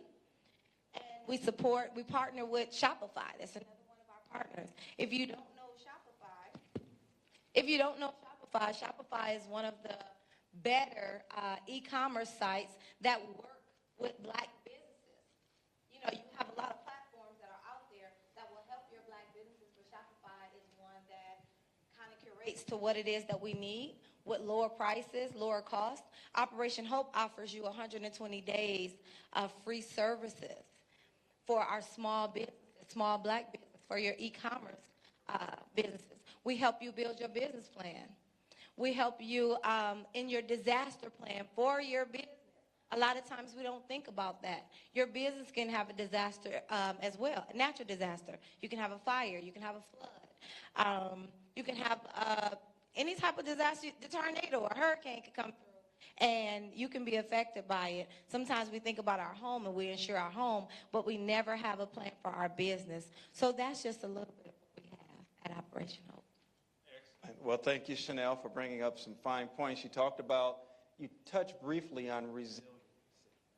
And I think that's really important, especially when you're coming out of a disaster or something like that. So with the 1 Million Black Business Program, is there an expectation or is there something that we can see when a small business comes along that they need some help with developing a resilient business plan? Oh, to develop a resilient business plan, you would need a partnership, right? You would need an excellent team. So that's going to start with a great CPA. That's going to start with a lawyer on speed dial. That's going to start with a business plan, you know, that someone like myself, a coach, can help you with. That's going to start with an elevator pitch that we help you with at Operation Hope. That's also going to include your finances being, you know, in order. That's going to include knowing your marketing team, having a marketing team, having your website, you know, things to get your business out there so that you can be able to excel. That's going to make you resilient. You're going to have to be able to have funding put to the side. You need to understand your credit so you can understand your business credit. So that will be one of the things. And again, I can't stress enough about disaster, because disaster, if you do not have a disaster plan, no matter what you have in place, and your business go out. I have a client right now that has a bit, well, she's reopening her business or rebuilding her business. That was her main source of income for her family. She had made so many million about 2 years ago. And now at this time, she's working a part-time job trying to figure out, because she had a disaster at her building. We don't think about this. So if you talk about a resilience plan, you can have a lawyer, you can have a CPA, but if you do not have a disaster plan and a Hello Kitty fund, you're going to be in trouble. Well, thank you, Chanel, for the advice and the information. That's very important, especially when it comes to disaster recovery. So Harris, got a question for you. What diverse business solutions and services are offered by Wells Fargo to help small businesses develop? Thank you, Frankie. With your permission, if you don't mind, I'll go off track for like 15 seconds here. I know you all heard my introduction, but there's one thing that's not in my introduction, which is before my 20-year journey in banking, I was a small business owner myself in Detroit, Michigan. And when I leave work, helping business owners all day, I return home to a spouse who's an entrepreneur of 10 years now. So I'm very familiar, not from a banking perspective, but also from an entrepreneurship perspective, and the questions you all have, and the questions that come to these types of meetings. So I just wanted to share that. Thank you, Frankie. Thank you. I apologize. You'll have to repeat that question one more time. I kind of got all taken away.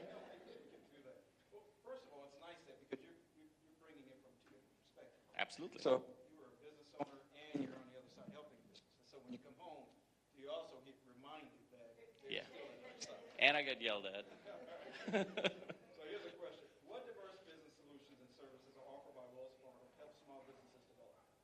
The one that I'm really proud of was recently launched. It's called the Special Purpose Credit Program by Wells Fargo. And it applies to our credit line product. It just got launched a few months ago, actually, literally about a month and a half ago or so.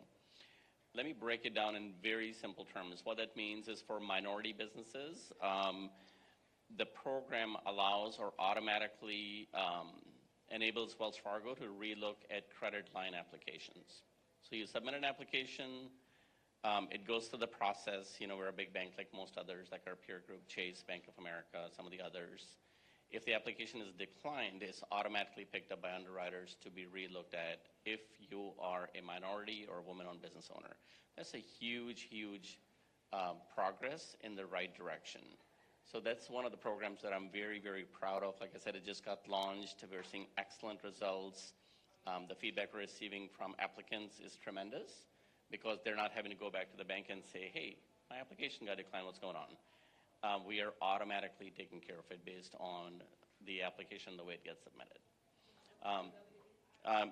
We call it the, I'm looking for the name, I apologize, because it's so new. The program is called the Special Purpose Credit Program. It's called Connect to Credit. And if you are working with Wells Fargo Bank, you don't even have to ask the bankers. They're already trained in it. But if you want to feel double or triple comfortable, you can ask them and say, hey, I want to make sure that it's being viewed at from an added lens. Right? We do this by still conforming to the regulations, by still making sure that we are doing things correctly. We're still being a safe lender. We're still being a viable lender for our all stakeholders. But it is a great, great program for minority and small business owners that's out there.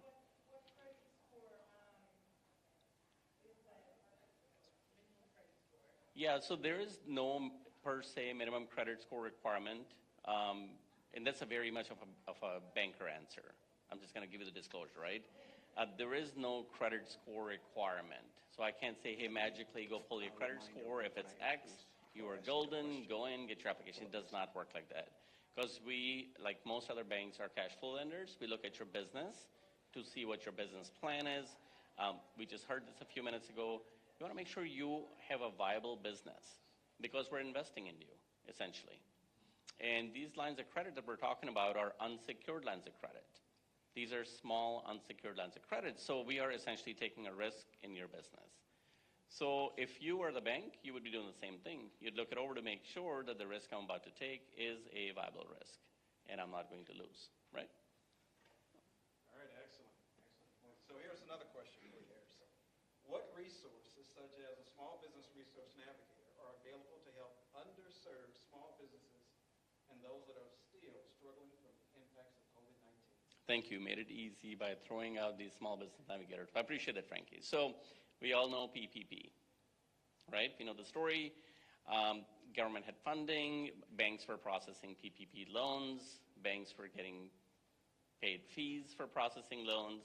One of the things we did as a company is we took all of the fees that we collected from processing PPP loans across the country in the neighborhood of $420 million. And we took all of those funds and we invested them back in the community. We did that a couple of different ways. We partnered closely with many CDFIs across the country. ACE Ventures is actually one of them. And we gave them grants that they could use at their discretion to fund these monies back in the community. We're the only bank that actually did that, which was fantastic because we know that after PPP, what we needed as a company and what we needed as a community is our small businesses to start thriving again. So that was one of the things that we did. A portion of those $420 million actually also went to creating something called the Small Business Navigator, bizresourcenavigator.com. It is available through Wells Fargo's website. So if you go to wellsfargo.com, you can look up Biz Resource Navigator. And there you have a ton of resources that are available to all entrepreneurs for no cost. You don't even have to be a customer of Wells Fargo. You can go and come and write to you, ma'am. You can go to the website and there's a ton of resources available. There's a lot of tools that are available. We've heard them from our peer group here, even in the earlier presentation. But these are free resources that are available to any entrepreneur. young lady had a question. Sorry, Frankie. Go ahead, ma'am. I noticed, you may not be a part of it, but I noticed that a few Wells Fargo branch are closing down in the African American community, which are very, very important to us and to our neighborhood. Can you answer anything about that and why so? I will give you a 40,000-foot answer, a very high-level answer, because that's not the area that I focus on. So I would be out of line if I just became the authority on it. But one thing that I know as a company is in many areas, we had a significant overlap of branches where we had branches literally across the street from each other. And it happened that way because a company like Wells Fargo over the period of years have grown big by acquiring other banks. So if you all remember 2010 or 2009, we acquired Wachovia Bank that was here local. In many cases, there was a Wachovia Bank and then there was a Wells Fargo Bank. Should have closed those branches back then, in my personal opinion. So in many areas, we look at the branch, we look at the branch traffic. I don't think it has anything to do with it being in a minority area or an underserved area, although it may come across that way, but it does not. I think these decisions are purely made on the branch traffic, the volume, and how many customers are the branches actually servicing. So that's a very high-level answer. If I'm off base here, I will apologize in advance, but that's what I tell myself before I go to bed every day. Well, excellent. Well, thank you, Harris, for bringing out those fine points and helping us to really appreciate about the Small Business Resource Navigator. That was a tough one, I know. So now we're gonna give our attention to JR. But before that, if we can pull the slides up for JR, I think he has a few slides he wants to share with us as well as we go through this question here. So JR, my question, let's discuss Small Business Day and the free resources offered to help small and budding businesses grow. Well, is it all right if I stand up? It's okay if you this stand. chair is Yeah, kind of all right. like, Go ahead. yeah, no, thank you so much, and thank you for everybody for being here, and all the panelists and our moderator. Small Business Day. Well, first off, I was a kid. I'm from Atlanta. One of the few original peoples, I guess, from Atlanta. You say, well, we got some in the house, right? Okay, all right then. Then people be like, let me touch you. You really from Atlanta? So anyway, so when I grew up, I was a kid. We weren't poor, middle class. I was the kid that went to school with the Adidas with the 4 stripes, the K-Swiss with the 6. And my mama and dad, I was like, look, mama. Growing up in South Atlanta, the kids would make fun of you. Hey, look, I was just like, I just want to have tennis shoes like the other kids. I remember going to my mom, she said, baby, I love you, but you're not the only child. And so from that point, I just said, well, Dad, I have to figure this out. And so I said, y'all know that invention, necessity is the mother of invention, right? And so because of that, I was like, man, you know what? I got to figure this out. I went and printed these flyers at my mom's job, flooded the neighborhood. I was 10 years old, and I made $200 my first weekend in business. And then from that point, I went to college. Before then, I started. I was up one night watching an infomercial. Guy said, I used to, you can make money in classified ads. $39.99 for shipping and handling. I said, okay. So I sent off for his stuff, got it back. 10 years old, I had the only kid or adult I had with a website and all those things. I was up a couple summers later. Guy said, I used to be in a butcher factory, and I'm a multimillionaire in real estate, and you can too, for $99.99 for shipping and handling. And I said, okay. So I sent his stuff, got his stuff off, and I got it back, and I bought my first piece of real estate, actually a piece of land out in West Georgia in a place called Fairfield when I was 14. And so fast forward, I came back. I used to play professional football. I was a running back. I graduated top of my class at college, but I turned all these job offers down to play football. Since that point, y'all, I took $600 and turned it into $250,000 when I opened up my first location, and I saw a lot of the struggles along the way. And this is the thing, I started Small Business Day, to get back to the original question, because I saw that people needed help. Small Business Day is like a $2,000 to $3,000 valued event that we do absolutely free. It's a free event, like a 4 or 5 hour day event, and we give away about $1,500 in free resources at every event that we do. We did one September 30th. We had about 4,400 people, and then we did one on September the 23rd. We had 3,700 people, and we just go in, we help them the entire day with the pieces that they would need to really be successful in business. Okay, and I'm gonna share something with you real quick here, just about this, because this is so important. You know, I think a lot of people look at business and they think it's just this cakewalk thing. They look at Shark Tank and all these other things and they say, oh man, it's just, you know, like it's so romantic or sexy to be an entrepreneur. It's not. It's hard. It's hard. It's really hard. And if you don't know what you're doing, you're gonna fail. Okay? Most people want a hero cookie just for saying I started. You know, but I talk to people a year later, I set up my business, set up my entity, and you know, I say, have you made any money? Not yet, but I'm in business. And I'm like, so you got the business up, you rolling with the business, ain't made no money. That's not good. And then you say, oh, look, but I got all this set up. Look at all my stuff. No, that is not the good thing. And so, you know, most people never make any revenue. And if they do, it's really maybe $50,000. And if you look at the average, $43,000, when you take out expenses, okay, and taxes, that may be $20,000 in annual profit. You can't live off of that, right? So look, so what's the solution to this? Let's keep going. First off, now, it's a lot of stuff. I can talk to y'all about this we've helped over 43,000 companies. And I can talk to y'all about this over this 21 years we've been in business for hours. I'm talking about, and I know we don't got that time. So, but I'm going to jump through this really fast, right? So if you look at this, even if you make 43,000, 20,000, you can't live off of that. So first off, the biggest thing I would say is just setting bigger goals. Some of your goals are way too low.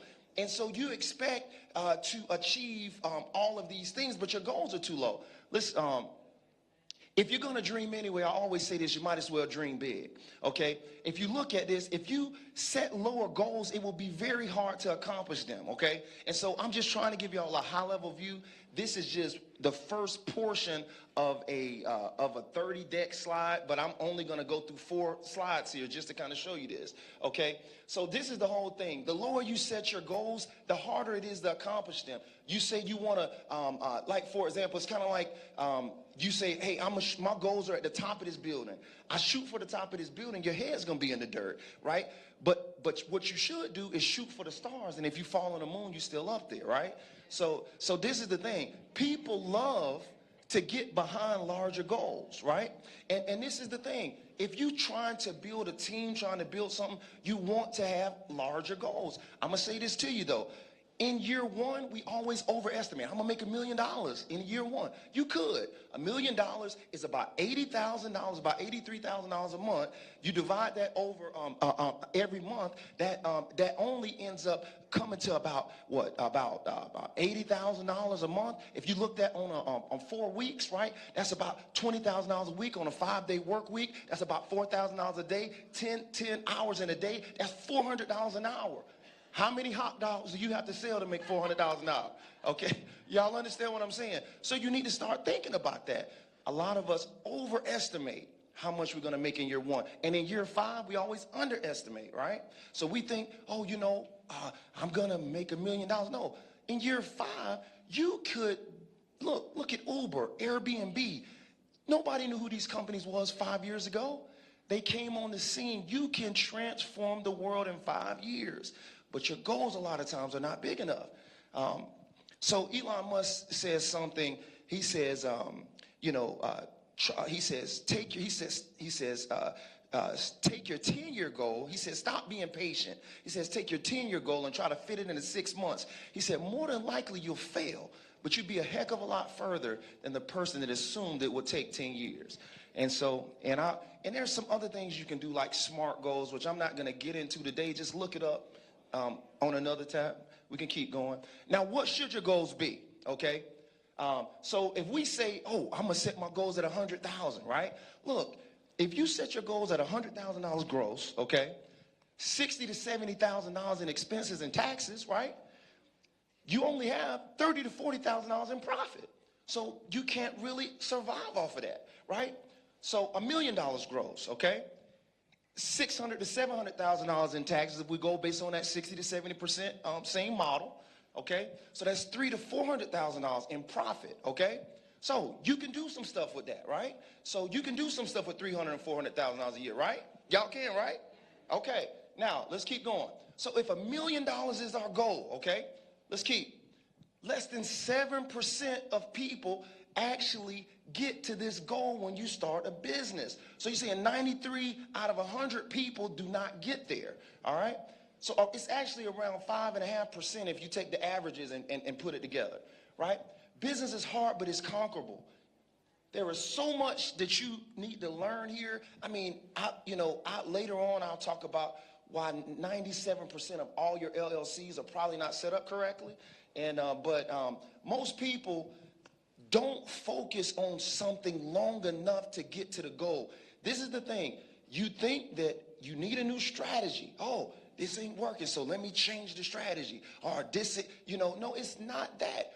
A lot of us have to stay focused long enough on a long enough horizon to have that thing work. You think after 3 months, 4 months, 5 months, a year, oh, it ain't work, so you give up. No, listen, the way that this works, you have to stay consistent with this thing over a long enough horizon and stay focused. I've helped more black female founders, didn't go into business trying to help that many, but we help more than any other company because they start businesses at a higher rate than any other demographic. But I'm going to say this. If you talk to and this is something that we know true, which is one of our contrarian truths that most people don't know. If you look at them, if you talk about 10 black female founders, right? 7 or 8 of them are going to look, 10 black females, 7 or 8 of them are going to look to start a business. You talk to 10 males, maybe 1 to 2 are going to look to start a business, right? But you fast forward a year from now, and this is what will happen. Those male companies will have bypassed the female companies. And you say, why? It's not for what most people think. If you talk to a male and you got him here, he watching TV, right? And you give him a beer and you give him a remote control and you tell him to watch TV, he may fall over, right? But that's the thing, because that male a lot of times has a one-track mind when it comes to stuff, okay? And it's because of that, every day they get up and say, what you doing? I'm in a business helping my customers. Next day, what are you doing? I'm in a business helping my customers. Next day, I'm in a business helping my customers. And that's how they're able to get that traction. On the converse, what I've seen from my data, this is data, I pull everything from data, and you should too, not from your emotions, not based on what you think, but based on your data. Based on our data from all of the tens of thousands of black females that we work with, lots of them are mothers, spouses, own jobs, doing all of these things, and then they're juggling like 5 things and still keeping them afloat, coincidentally, right? But this is the thing, though. They go into a business, and because of all these things, they're chasing 5 hens and they can't catch one, right? And it's not that they don't have the creativity or the talent, but it's a lot of times their lack of focus. And when we have helped them to get that focus, we have easily helped them to get their businesses to 6, 7 figures and beyond. And I know I'm not talking to myself out here. I know some of y'all out here thinking that you're going to be like what they call, like they say, hey man, you kind of like Jamaican, you got like 10 things. That's not the way that you build a business, trying to do more than one thing at a time. That's not the way. You understand? You have to focus. You have to create a river of revenue that's going to feed your other streams. So let's keep going here. You got to know how to leverage your time and your money, because that's very, very important. And these are the last 2 things that I'm going to give you right here. You need to be coachable. You got to be willing to listen, and you have to be able to be like a student. I've been in this game for a long time. I've helped a lot of people. I'm the #1 person in my space, but every day I approach it like I don't know anything, okay? And that's how you have to be. So you have to be coachable. You have to be willing to learn, and you have to go after this with some vigor if you really want this to work, okay? And the second thing is, once again, you just have to put in that work over a long enough period of time, and it will work for you. So that's all I got for you real quick. God bless you and thank you. Well, hold on, JR. Hold on. I got one more question for you. You on a roll. Okay. All right. Small business use of artificial intelligence. What would your recommendation be, or your points for enhancing service with that? Yeah, let me tell you something. It's artificial intelligence will not replace us. It will enhance us, okay? And this is the biggest thing that you have to understand and realize. I started looking at artificial intelligence back in 2014. And so now what you see now with a lot of the chat GPT and things that exist, this is conversational AI, okay? This typically in what we would consider to be a chat bot. But this is the whole thing. There's been AI existing behind the scenes for years. You never knew it because you just didn't know how you could access it. So you had no real importance on why it was going to be relevant to you. But this is what I will say. Every single business, if you're not using it, your competition is, okay? And they are going to wipe you out if you don't get up to speed in it. I have several trainings. There are several trainings out there just for the, let's just look at a tool. So AI is not chat GPT. What I mean is, like, people say, oh, AI, you mean chat GPT? No, that is a form of artificial intelligence, right? But there are so many other applications of artificial intelligence. What I will say is that is something that you can learn relatively easy, okay? I would say to get in there, see, this is the thing. A lot of us are not viable in the current market space with our services and with our skills because our skills are not updated. You know, we don't even know how this stuff works. And so in order for you to be relevant in 2023, you need to learn this. It's not hard. It's not hard. The biggest thing when you're looking at AI, you have to, and especially in this particular ChatGPT, you have to know what to ask it to give it the best answers that you would need, right? So this is what every business, like for example, in my company, there are lots of things that you could do. Instead of most of y'all don't have $50,000 or $100,000 to pay somebody to probably be an assistant in your company, right? But you all have $3,000 or $4,000 to set up a AI chatbot to help answer questions for your customers, the initial first contacts, right? So you could set those things up in your business in a period of 2 days so that when people start inquiring just on Facebook, Instagram, whatever, it can answer questions for you. It's simple inputs that you can put in there that would help you to communicate, and your customer service level will go up dramatically. Just working, I have a business that I mentor. She just set up, she's helping doctors increase their revenue by 300%. How she's doing it, she's because they're losing a lot of their potential business, because when people call in, there are people that are in there answering the phone, are missing their calls, not calling people back. She's integrated a simple AI program. Simple. And this is why when you're starting a business, you always want to have a minimum viable product. Something that is simple, something that you can get into the market now and start learning. Because the key is get something in the market so that you can start learning from your customers and start building upon that as you go. But you don't know what your customers need. I don't know what your customers need. Guess who knows? Your customers. So you have to get something to them so that they can give you the feedback so you can build accordingly. But this is what I will say. There are simple things that you can integrate in your business. Now, what I would say is this. Go online, find you a course on just learning, just even a simple tool like ChatGPT so you can understand how to use that. They have AI prompters that they pay $100,000, $200,000 for just to give the AI the right prompts for it to do it. You don't have to know how to code. You don't have to know how to do any of these things. But a lot of us never read the manual, okay? And this is what I'm saying. Pretty simple. Like, for example, I got an iPhone. T-Mobile where I'm at, I have all my business lines there. And that's another thing. If you got a phone and it's not in your company's name, change that. Because number one, you don't get that, you could put it in your company name, 100% tax write-off. In addition to that, it'll start building up your company's credit that will be separate and distinct from your own credit. But I'm going to say this. So something like the new platform that came out, I mean, the new iPhone Titanium that came out. If you just learn the manual, just read the manual, you will know more than 99% of everybody out here. And just that, there are so many, okay? I'm just saying, just the manual. Take the manual, open it up, and read it, okay? So which means you're telling me we'll know more than our kids. That's right. And so you do that.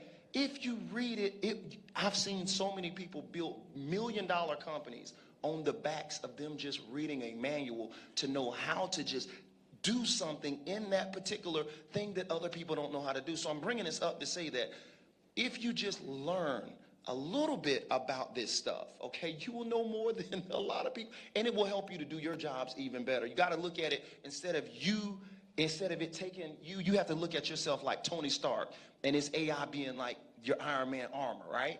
And this is going to make you a better version of yourself. So. All right. Well, thank you, JR, for those fine points. I think everyone enjoyed the information. I know they're going to be looking for more. So be ready for that. Yes, sir. Yeah. So for our last panelist, Marani Ferenz, discuss strategies businesses can use to expand their online business. Thank you, everyone. First of all, I wanted to thank everyone for being here, the moderators, the DeKalb County for inviting me over. A lot of people can't pronounce my name for the first time, so Fariz is how I pronounce my name. I've been in Atlanta 25 years. I'll spend the first minute just to give you a little bit brief, and then I'll step into the question.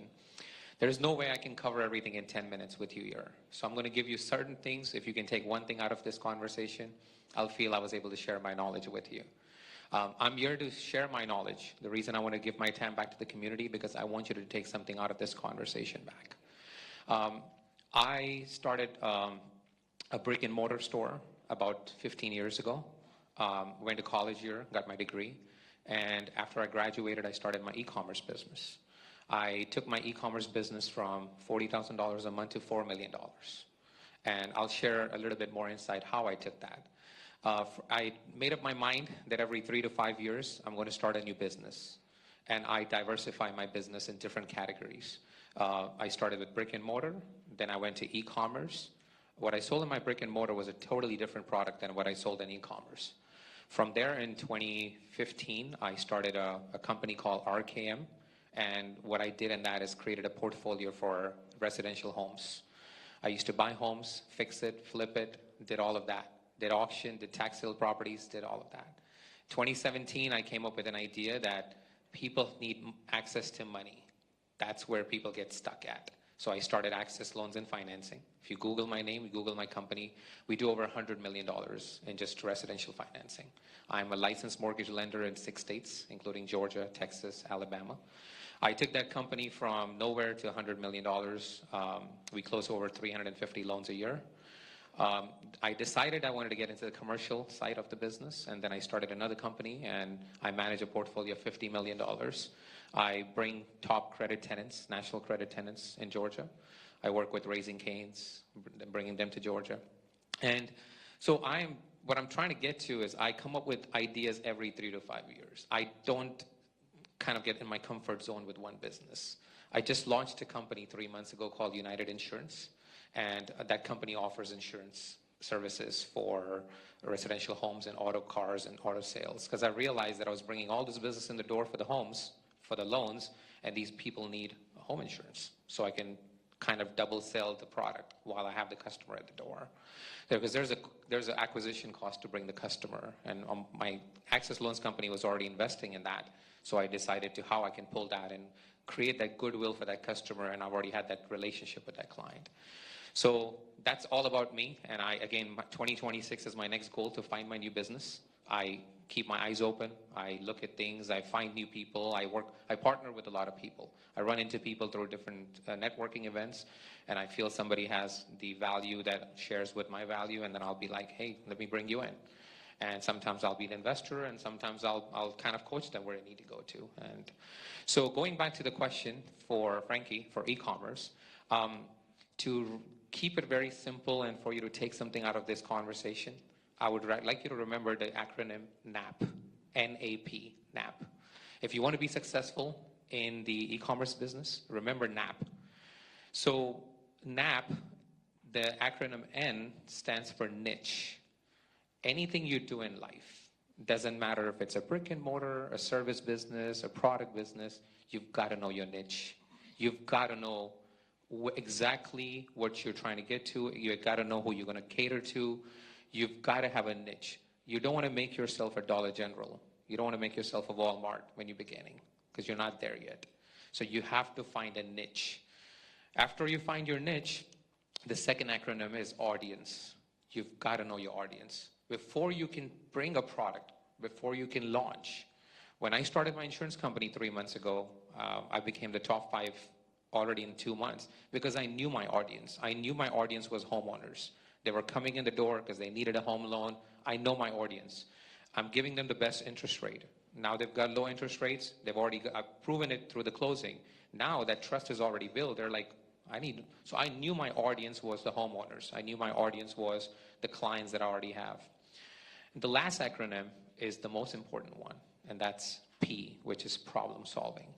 In life, it doesn't matter what you do. If you're not bringing a solution to a problem, you're not going to be successful. I bring solutions to problems of every business that I open. You might have a car insurance, and I might ask you, how much are you paying for your car insurance? And you'll be like, I'm with Geico, and I'm paying $150 a month. I have negotiated rates because of the volume that I do, and I've got an extra 20% off. And I can come to you and say, I can bring this same coverage for $120. I'm not leaving you an option to not say no to me at that point. I'm giving you Progressive, State Farm, Hartford, Travelers, you name the top companies, credit companies, they'll stand behind. So I'm bringing a solution to the problem because that $30 a month is going to add up in the long run, and that's one car. So I come up with solutions. I negotiate the rates on behalf. So having the problem solution is the key to any business.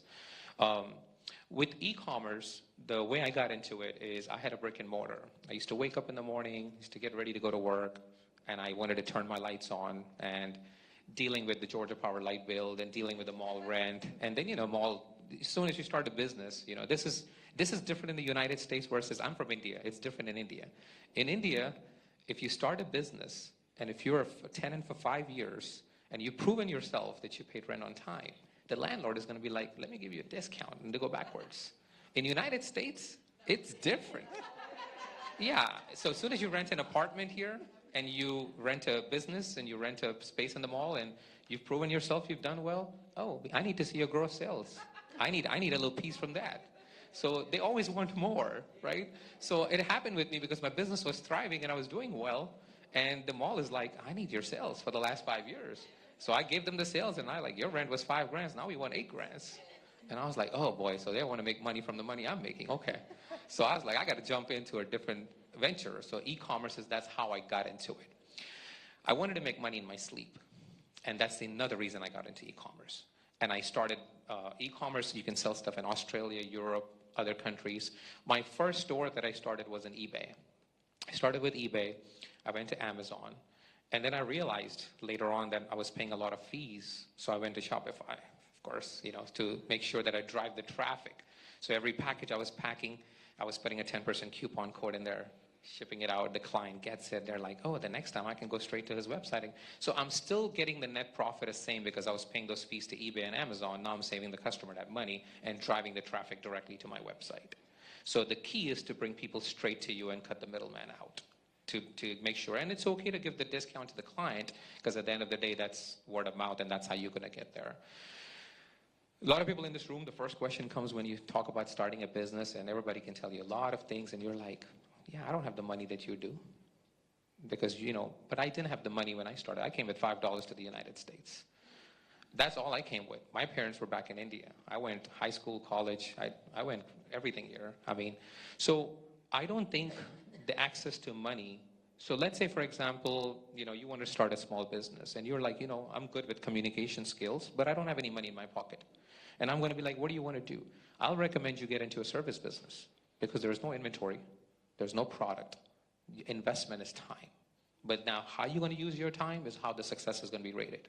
So I tell everybody in this room, if you don't have a partner, you don't have access to capital, think about a service business to get to initially. I basically focus always on my audience. Whenever I'm coming up with a new company, I'm coming up with an idea, I'm thinking long term. I'm like, if I was in their shoes and somebody offered this to me, would I take it? If I offered her insurance for $120 versus she's paying $150 for the same coverage, why she's going to tell me no? So I always think that way. Don't ever get into your comfort zone with one business. Never do that. That business is making money. You start taking that money and reinvest it somewhere else. That's what I did. I always took one business. I paid my expenses. I paid my home expenses. And after that, whatever savings I had, I never put it in the bank. I always took it and started a new business with it. Always think what else you can do. And I'll tell everyone this. If I can do it, you guys can do it. There's no different. We're all humans. We all learn from each other. I'm here to share my story, to inspire you, to motivate you, that if I can do it in 30s, you can still do it today. It's doable. I've already come up with an idea what I'm going to do next year. You know, I started this insurance company. The branch is doing extremely well. I wanted to hit a Hispanic market. I want to open an office in Jimmy Carter in Norcross. And I'm going to find a Hispanic agent who's bilingual, who can sit in that office and try to generate business. So I always think what I'm going to do next. My last thing was going to leave you with this thought. Basically, in 2 words, if I have to, 1 word, if I have to talk about myself, I tell myself I'm an emergency, or ER. The reason I say ER because I made money in the e-commerce and I invested in real estate. You all got, everyone in this room, it doesn't matter if you buy a piece of land for $5,000 or you buy a commercial building for $5 million. You've got to have a little bit of piece in real estate. Passive income is the way to go. All our bodies are limited. We're going to get tired one day. We work day to day. You continue to do your jobs. If you have a W-2 job, you have a 1099 job, you're self-employed, you're e-com, it doesn't matter what you do. You have to have passive income. It doesn't matter. So focus on, the reason I call myself ER because I made money from e-commerce and I invested in real estate. And I continue to do that because there's an operational business that always gives you cash flow. And when you're making money, that's the best time to invest. And just put the investment through it and let that passive income come, because if this business is gone, you already have that established for yourself. Open to any questions. I think I've kind of summarized, and try to give you something to take out of this conversation. Thank you, everyone. Thank you, Fariz. We appreciate everything. I mean, this is, I think one thing we all can agree on that we've been hearing a lot this morning is when we, as a small business owner, we're focused on creating a business. We need to stay focused, and the number one person is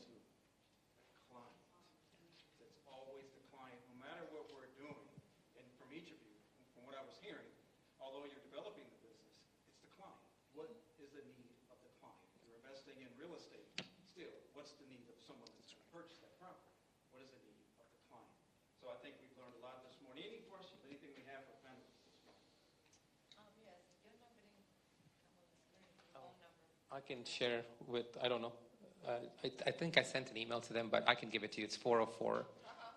Sure.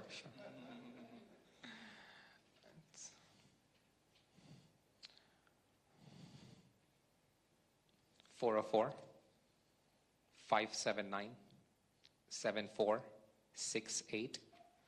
My email is my first name, which is Fariz, Fariz, at ALF, Apple, Larry, Frank, loans.com.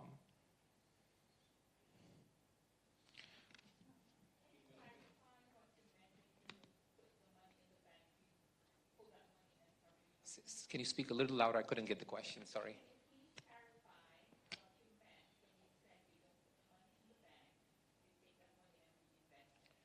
So when my e-commerce business, I'll start with that, right? When I was doing the e-commerce business, I was doing about $80,000 in sales. My net profit was around 25%. I was netting about $20,000 a month. After I paid all my expenses, I had $10,000 saved or profitable, right? So I kind of kept it for 10 months. I saved $100,000. I went to DeKalb County Courthouse on a Tuesday. They were auctioning some single-family homes. I got the list off. I printed it off. I drove around. I looked at the property. I found out which property I wanted to buy. It was a 3-bedroom, 2 baths. and the market value was 150 at that time. I got it for 100,000. So I used that money, the profit that I had in that business, and I bought that property cash, paid off. After I bought that property, I put $10,000 to fix it. And I realized I didn't want to sell that property because I wanted to make money from the money, because they say money makes money, right? And so I went to a bank at that time because I was not in the lending business. And I realized how much hiccups the bank was giving me at that time to get a loan on that home. So that's how the idea came about me starting my own lending company. So I became a licensed loan officer and so forth. So I took that property, I appraised it for $150,000. I took equity out of 120, right? So that means I got a loan for 120,000, right? I only had invested 110, so I already made profit $10,000.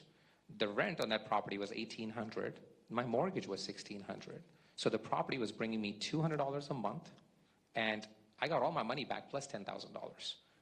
So now I had enough money to go buy the next one. So then I went 3 months later back to the courthouse, and I picked up another one for $92,000. So now that money was, now the second property is paid off. I only have mortgage on one. So now you have one property that's bringing you $1,800 as a passive income at no mortgage. You have one that's bringing you $200. So now you have $2,000 and you don't even have your money invested anymore. So that's how I did. It's a step, one at a step. And again, you might have $30,000 saved. I was at the auction 2 months ago and there was a piece of land that I raised my hand on and I bought that. I'm not going to do anything with the land, but like he said, I'm going to find the right client when time comes and when that client's need becomes. So I'm developing a property in Conyers right now on 138. I had a piece of land that I purchased years ago in 2019, and I found out that Raising Cane's wanted to come to Atlanta. They're looking for locations to open for their business. So I pitched the property to them, and they said, yes, we'll take it. So now I'm, working with them. So my mom always said, you can put money in gold or real estate, you can't go wrong, but that's a good example of the question. And I really like that question because I was like, how do I start? But take the first property, refinance it, pull the equity out, get the next one with that, and keep circling like that. And I'm going to tell you something too, just to piggyback on what he was saying. Listen, if you got real estate, like right now, even your personal home, you need to have a HELOC on your home. Everybody needs to have a home equity line of credit on your home. It doesn't make sense to have homes and you just have all this equity sitting in your home. For what? Just to say, well, I got equity in my home? When the market goes down, that equity can be eliminated in an instant. And so, but you need to have cash, okay? Cash is king. So what I would advise, and this is the whole thing, look at it, Warren Buffett, right? He's one of the richest people in the world, but Warren Buffett has hundreds of billions of dollars in the bank, but yet and still he has a mortgage on his home that is less than $2 million, okay? Why does he do that? Because he said he could think of a better use of his money than having it sitting in a house. And so you never want to have that, every piece of real estate that you have, you want to pull out as much equity out of that property and have that cash on hand to utilize it to move it. And so, and these are the things that I tell people and if you're trying to start a business, you may have that available. Even certain things, I would just tell people, and I'm just going to mention this too, even people, y'all investing in 401ks, I'm going to say this to you. Now, I've never understood it. Because maybe I've never worked for anybody like that. So I just don't understand it. But this is the thing. When you take, so most of y'all are not probably making over a couple $100,000s on your job, right? So, but then the government would then come and take your money, take your taxes and all that stuff, and then you're going to take a portion of that money and then give it to the 401k people. And you know what they're going to do with your money, right? They're going to go take it and invest it into the stock market with Uber, Amazon, all of these places like this. They're going to be like, and they're going to take your money, okay? And they're going to say, thank you so much. Going to take your money to build their businesses. And then you're talking about, I ain't got no capital, okay? When you're taking your capital and you're giving it to them, this is the thing. And then when you want to get your own money, they ask you for your first of kin, your DNA, all of that stuff. And then when you get it, they make you pay tax and penalty. Do you understand what I'm saying? These are things that just don't make a lot of sense. There is a thing, though, I will mention this real fast. There is something that you can do if you have a business, if you're in your business full time, there is something that you can do called a ROBS 401k, ROBS 401k. Write this down, ROBS 401k. You can't be on a full-time job. You have to be in your business full-time, or you can have a part-time job, but you can't be in it full-time. And I will say this, you can access your 401k without tax or penalty through that. You can look it up through the IRS, but you have to set up a Class C corporation, okay? And you have to be working in that business, and they will allow you to access that with no tax or penalty. I'm bringing this up just to say that I see this so many times. Everything Farid said was straight, spot on. When you're talking about real estate, that's exactly what I did. That's why I bought my first piece of real estate when I was 14. But this is what I'm saying. It's not just about having real estate. You have to know how to utilize it. The thing that I hear a lot of people that I hear speaking on real estate that Farid's mentioned, which is totally what I always preach, is to, when you get that property, pull that equity out of that property and have it to access it so you can do other deals. So one thing I'd like to add, you have to have a game plan. HELOCs right now are 9.5%. So let's say she has equity in her house and she calls me and I do a HELOC for 9.5%. Her mortgage payment is starting next month, but she doesn't have a game plan of what to do with the money. I would not do it until you have a game plan in place, because now you have a mortgage on a home that you have expenses, but you don't have the profit coming in. So remember, before you take this first step, you've got to know where you're going. You've got to have the end product. Your focus should be at the end, not at the beginning, because the beginning is always easy. You're going to call me, I'm going to do your HELOC in 14 days. I'm going to hit you with a mortgage. You're going to have a big bill next month, and you're like, I got money in my account, but I don't have any cash flow. So he's a great point, but you've got to have the plan. What are you going to do with that money before you do that? Because you don't want to incur interest and start sitting it in the account. Because I had a lady that called me, and I don't sell stuff. My job is to, even today, I came here with only one intention, that the Lord has blessed me with my time and the knowledge, and how I can share my knowledge with you guys here. And I feel like we're people of color. I wanted to give my time back, and I wanted to say to myself that the Lord has blessed me with the wisdom and how I can give it back. So, and I tell you one thing right now, with this lady called me and she wanted to do a HELOC or a cash out refinance. She was at a low interest rate at 2.75. The interest rate I was giving her was 6.5 at a cash out. And I asked the lady, I said, your mortgage is $1,200, you in your 50s, what are you going to do with this money? She says, you know what, I want to just keep it. What if I get an opportunity? I said, look, you're going to lose that 2.75. And I said, look, I'm going to suggest you not to do that. You show me what you want to do with it first, and then I will advise you. But if it was another mortgage guy, he would have been like, let's do it. Because I'm not focused on the money that I'm going to make. It's about relationship. That lady saw my integrity in my conversation and said, thank you for being honest. I will not utilize your services, but I will. The chief of staff behind have used me for mortgages. The commissioner have used me. So I've done a lot, but I'm very transparent. But what I'm trying to tell you, the HELOC is great as long as you have a game plan. And I would say that you have to understand, cash out refinances are loans, okay? You need to understand the difference between a loan and a line of credit, okay? A loan, yeah, you start paying that back. Lines of credit are like credit cards. If you don't utilize it, you don't pay interest, right? So that's a difference. So a line of credit and a loan are different. And you need to understand the differences between loans and lines of credit and when to use which, okay? And so when I'm talking about looking at loans, you should never take a loan out without having a serious game plan. Agreed 100%. Lines of credit doesn't matter as much because if you have $80,000 in a line of credit, you only use 10, you're only paying interest on what you use. You pay it back down, no interest, right? But this is the whole thing too. Don't get so caught up in interest that if you don't have a deal, if you have a deal that I can make $100,000 on, right? And I got Fariz here who can give me the money for it. And even if I have to pay him $20,000 of that, I'm still making 80.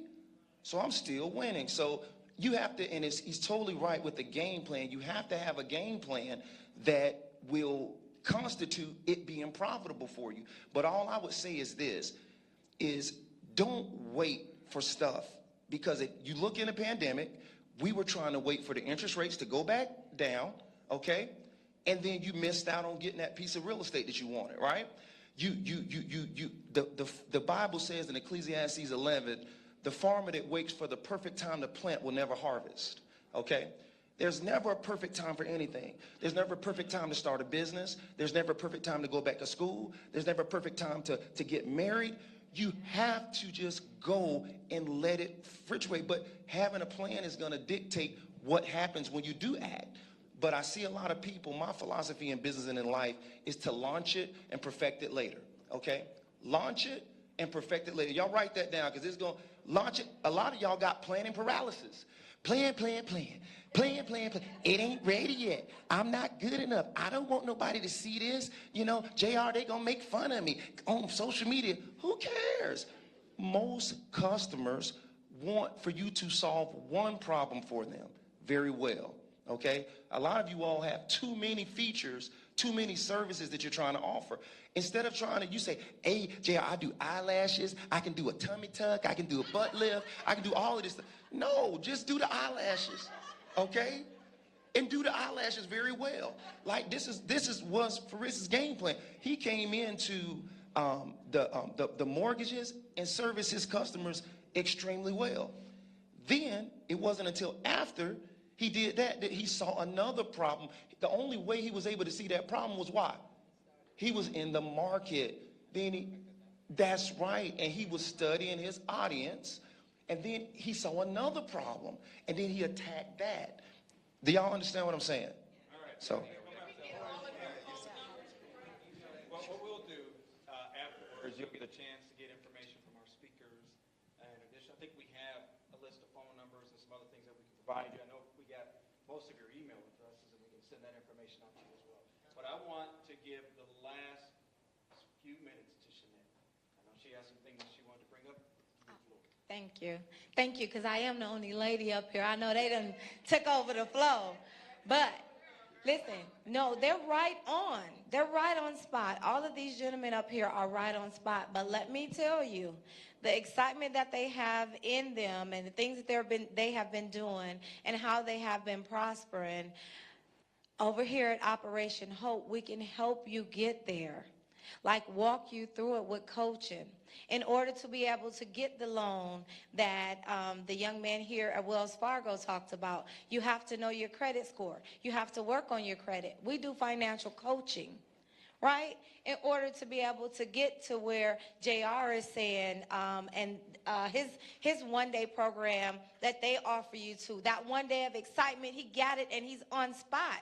But after that, you need someone else to go through your paperwork and help you with that. We offer an 8-week training program so that you can be able to get to where Perez is and build your business and build it up, like he said, and have your plan, right? So you can be able to be a successful business, starting with the One Lash program and then moving forward to buy your real estate, you know, or to understand your interest rate. You still have to get your credit score together. You know, you still have to be a solid business like JR talked about. You know, even though you have the customers that you're going to get to, if you I just got my EI, what is it called, Chanel? I just got that EIN. What is that for? Understand your business. Understand where you're going. Understand your business plan. Understand your business pitch. So when you go to guys like this, you can tell them what it is that you want. When you go and get a loan from Perez, you know exactly what it is that you want. And you're not spending his whole 5 minutes, 30 minutes of lunch trying to explain your business. That 30 seconds, while you catch him walking out or in the elevator, you can tell JR what it is that you need. When you talk to this young man for Wells Fargo, and I'm sorry, I keep... Harris, when you go and talk to Harris and they deny your loan, you'll know why, except for, you know, them relooking at it because you're a black business or you're a woman-owned.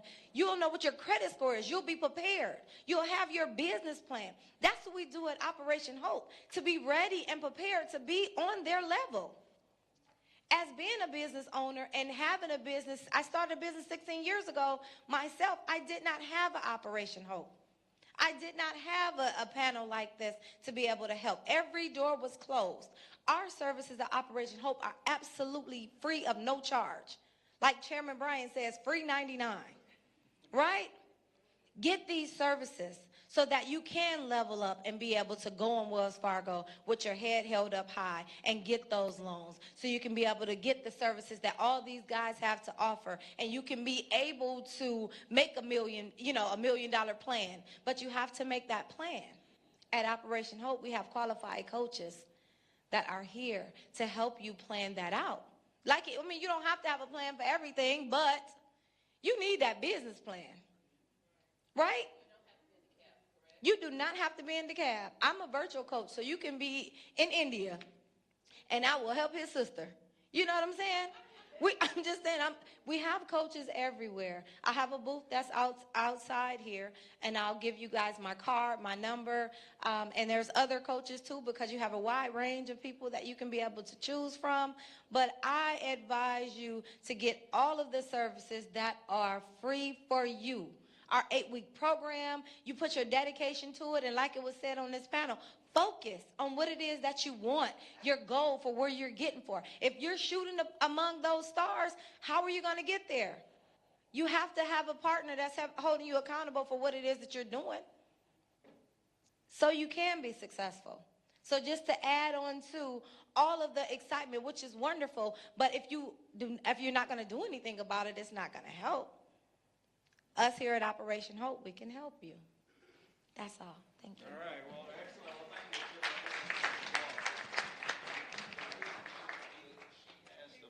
Well, thank you. An event. I'm doing an event tomorrow. You asked me when the next thing was happening. It's sold out, but I have about 4 tickets, 5 tickets. You may have to help us out. But tomorrow at my office in Buckhead, we're doing a free event. It's $100 to come, but I'll give you all a couple of those actual tickets for tomorrow. Do they need to bring something from this event to show that they were here? Well, they need to. I'll give you my email address, and this is the best way to contact me. It's just really simple. Info, INFO, at JR McNair, that's McNair.com. Okay, and I may be able to make maybe 6 tickets, free tickets to give, but that's the way to get with me if you need to touch me. Forget the panel. I'm going to go ahead and send you the email real quick. Okay, yeah, right. I'm going to leave with one thought or question. Show of hands. How many of you know an accountant? Show of hands. Everyone. How many of you know an accountant? Any accountant? Y'all do? How many of you know an attorney? How many of you know a planner? Few of you. How many of you know are tight with your banker? Few of you. That's an opportunity right there. Planner, bankers. Bankers are not enemies. Hate to say it. Some truly inspirational stories, but I'm sure there was a role that a bank played somewhere along the way. Can't get rid of them. Totally. I'm with you guys.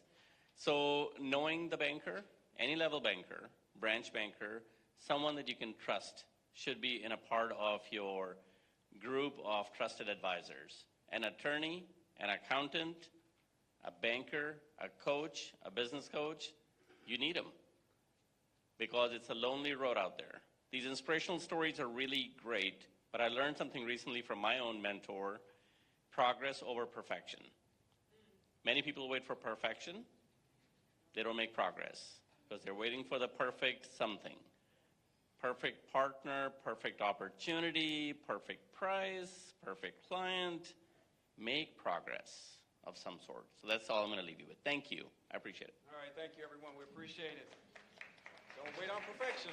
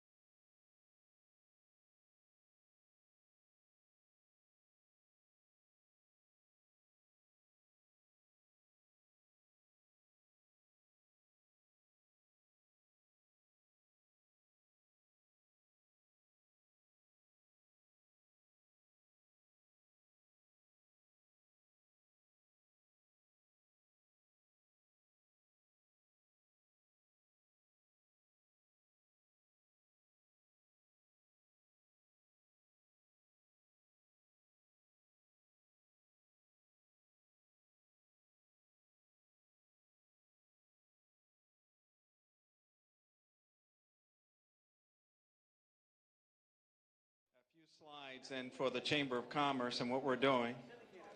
And so again, I'm President and CEO Frankie Atwater of the DeKalb Chamber of Commerce, and I'll be brief and just giving you some highlights and what to expect, especially from all three of our panelists for today's event. All of them touched on an area or areas that I think are very important for small businesses. So this is really good. So let's go ahead and get into it.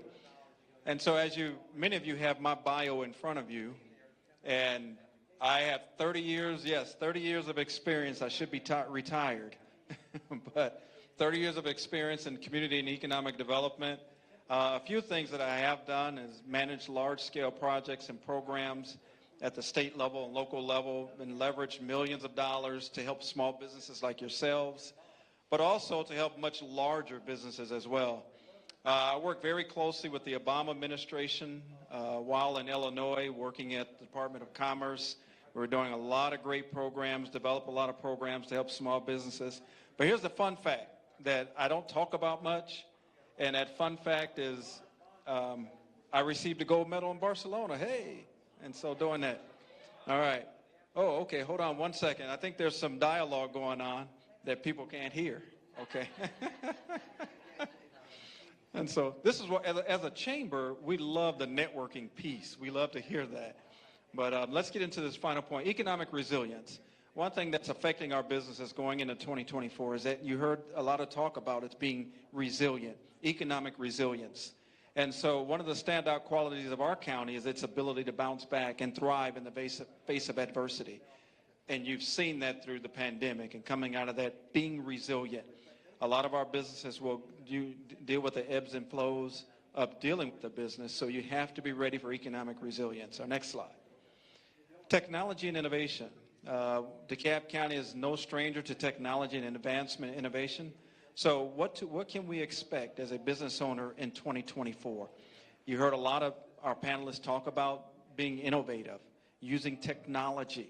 If you're not familiar with technology or using a laptop or using your phone, your cell phone, the many different techniques that you can use, I would advise you to get a session on this, because if your business is not, if you're not technologically savvy going into 2024, you're going to be slowed, because things are focusing on innovation and technology is becoming a big thing right now.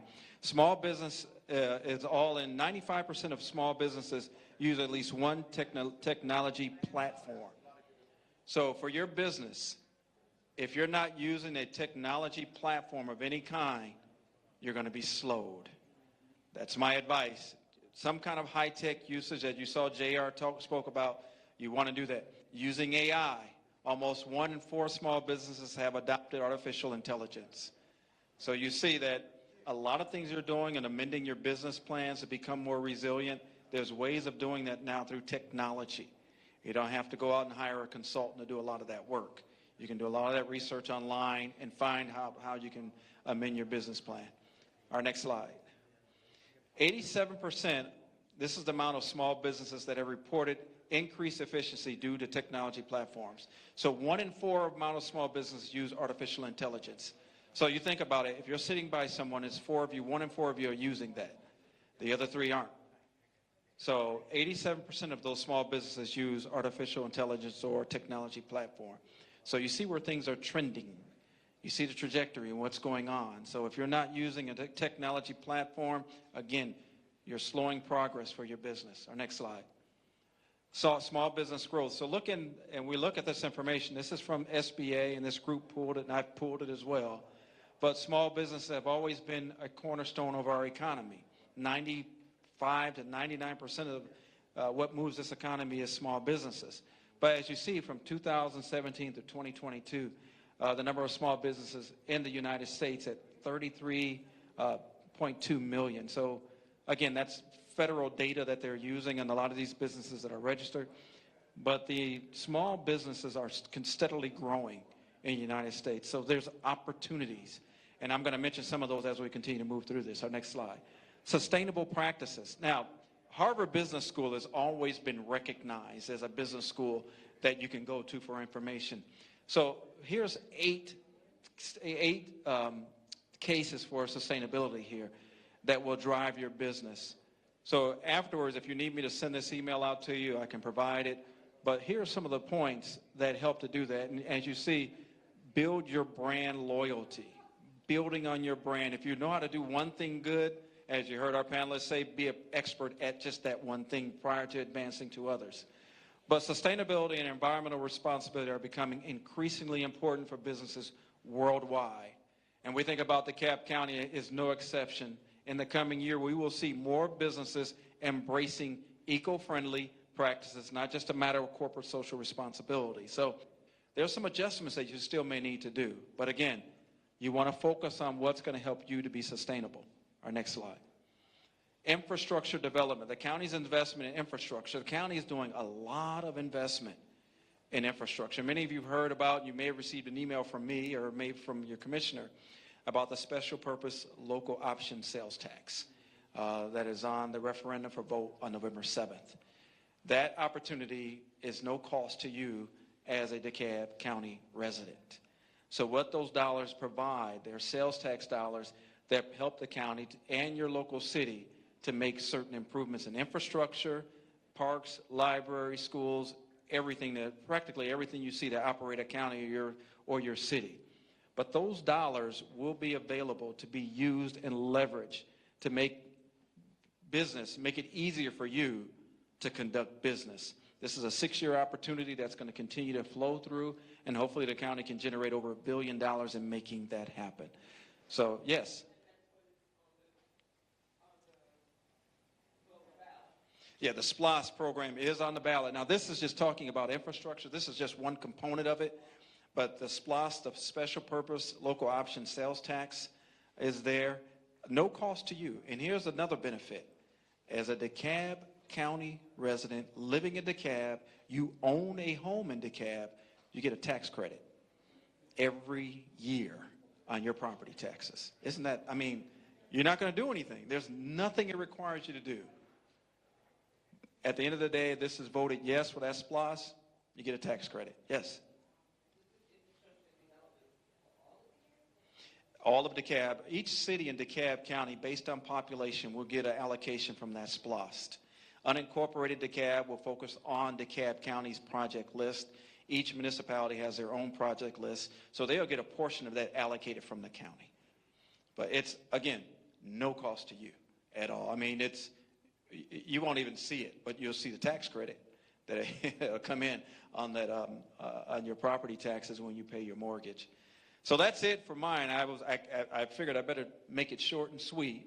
But your DeKalb County Chamber of Commerce, I'll tell you right now, we are growing and moving fast. Our next event that's happening is coming up is our State of Education and Workforce Development. We have an all-star lineup lined up for that. We have our DeKalb County Superintendent, Decatur City Superintendent. We have all the universities here in DeKalb County, as well as Goodwill of North Georgia, President and CEO Keith Parker. All of them will be there speaking at this event next Wednesday. Tickets are still available for that. After that, we have a legislative preview. And then our final event for the year, and we're working in collaboration with Commissioner Cochran-Johnson, is our gala event, our awards banquet, where we give awards out to community leaders and small business leaders of the year and other entrepreneurs, as well as our young business leaders at this event. Your chamber is growing. Many of you probably say, what happened to the DeKalb Chamber of Commerce? I haven't heard anything about them in years. I can tell you right now, we sold out every single signature event this year. I had to turn events down. And so the popularity, the interest in that chamber is growing. This is not Granddad's Chamber. We're not having Granddad's Chamber. Granddad's Chamber was great, did a lot of agriculture work. This is a new chamber. This is a new day in how we do business. So I know each and every one of you say, well, why should I join the chamber? I can network on social media. That's why. For me, it's the value of your investment in the chamber. I'm giving you more than just a networking event. I'm helping your businesses have opportunity, not just through here. We're creating programs in collaboration with our government agencies to provide service to you as small businesses. Small loans, opportunities, partnerships with Georgia Piedmont Technical College to give you free training and everything else to help you with your business plans, to amend, to bring in capital, get people to walk through and help you with everything you may need with a small business. That's the value you get for investing in this chamber. Again, it's not Granddad's Chamber, We still keep some of what they do, but this is the 21st century. We have to change how we operate, and the chamber has to change as well and be innovative. So thank you for being here with us this morning through the afternoon. We truly enjoyed you being here with us. So if you have any questions, please, you can reach out to my office, my contact information. I have some business cards, or Commissioner Cochran-Johnson, some of her staff is still present here today.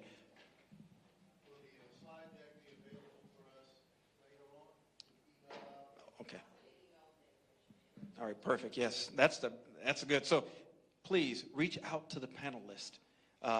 The lady from Phyllis, Ms. Douglas from DeKalb County, she gave you a nugget earlier about DeKalb County, doing business with the county. I don't know if anyone caught that, but if you're interested in doing business with the county and you're probably a little reserved, go ahead and request some of the proposals that were submitted, that were approved, and some of those that were denied. Find out what they did, how they prepared the app, what they had available, what they submitted. Everything's available to you, so then you can compete. That's a jewel that most governments don't provide. So wish you all the best. Any questions, just reach out to us. Thank you.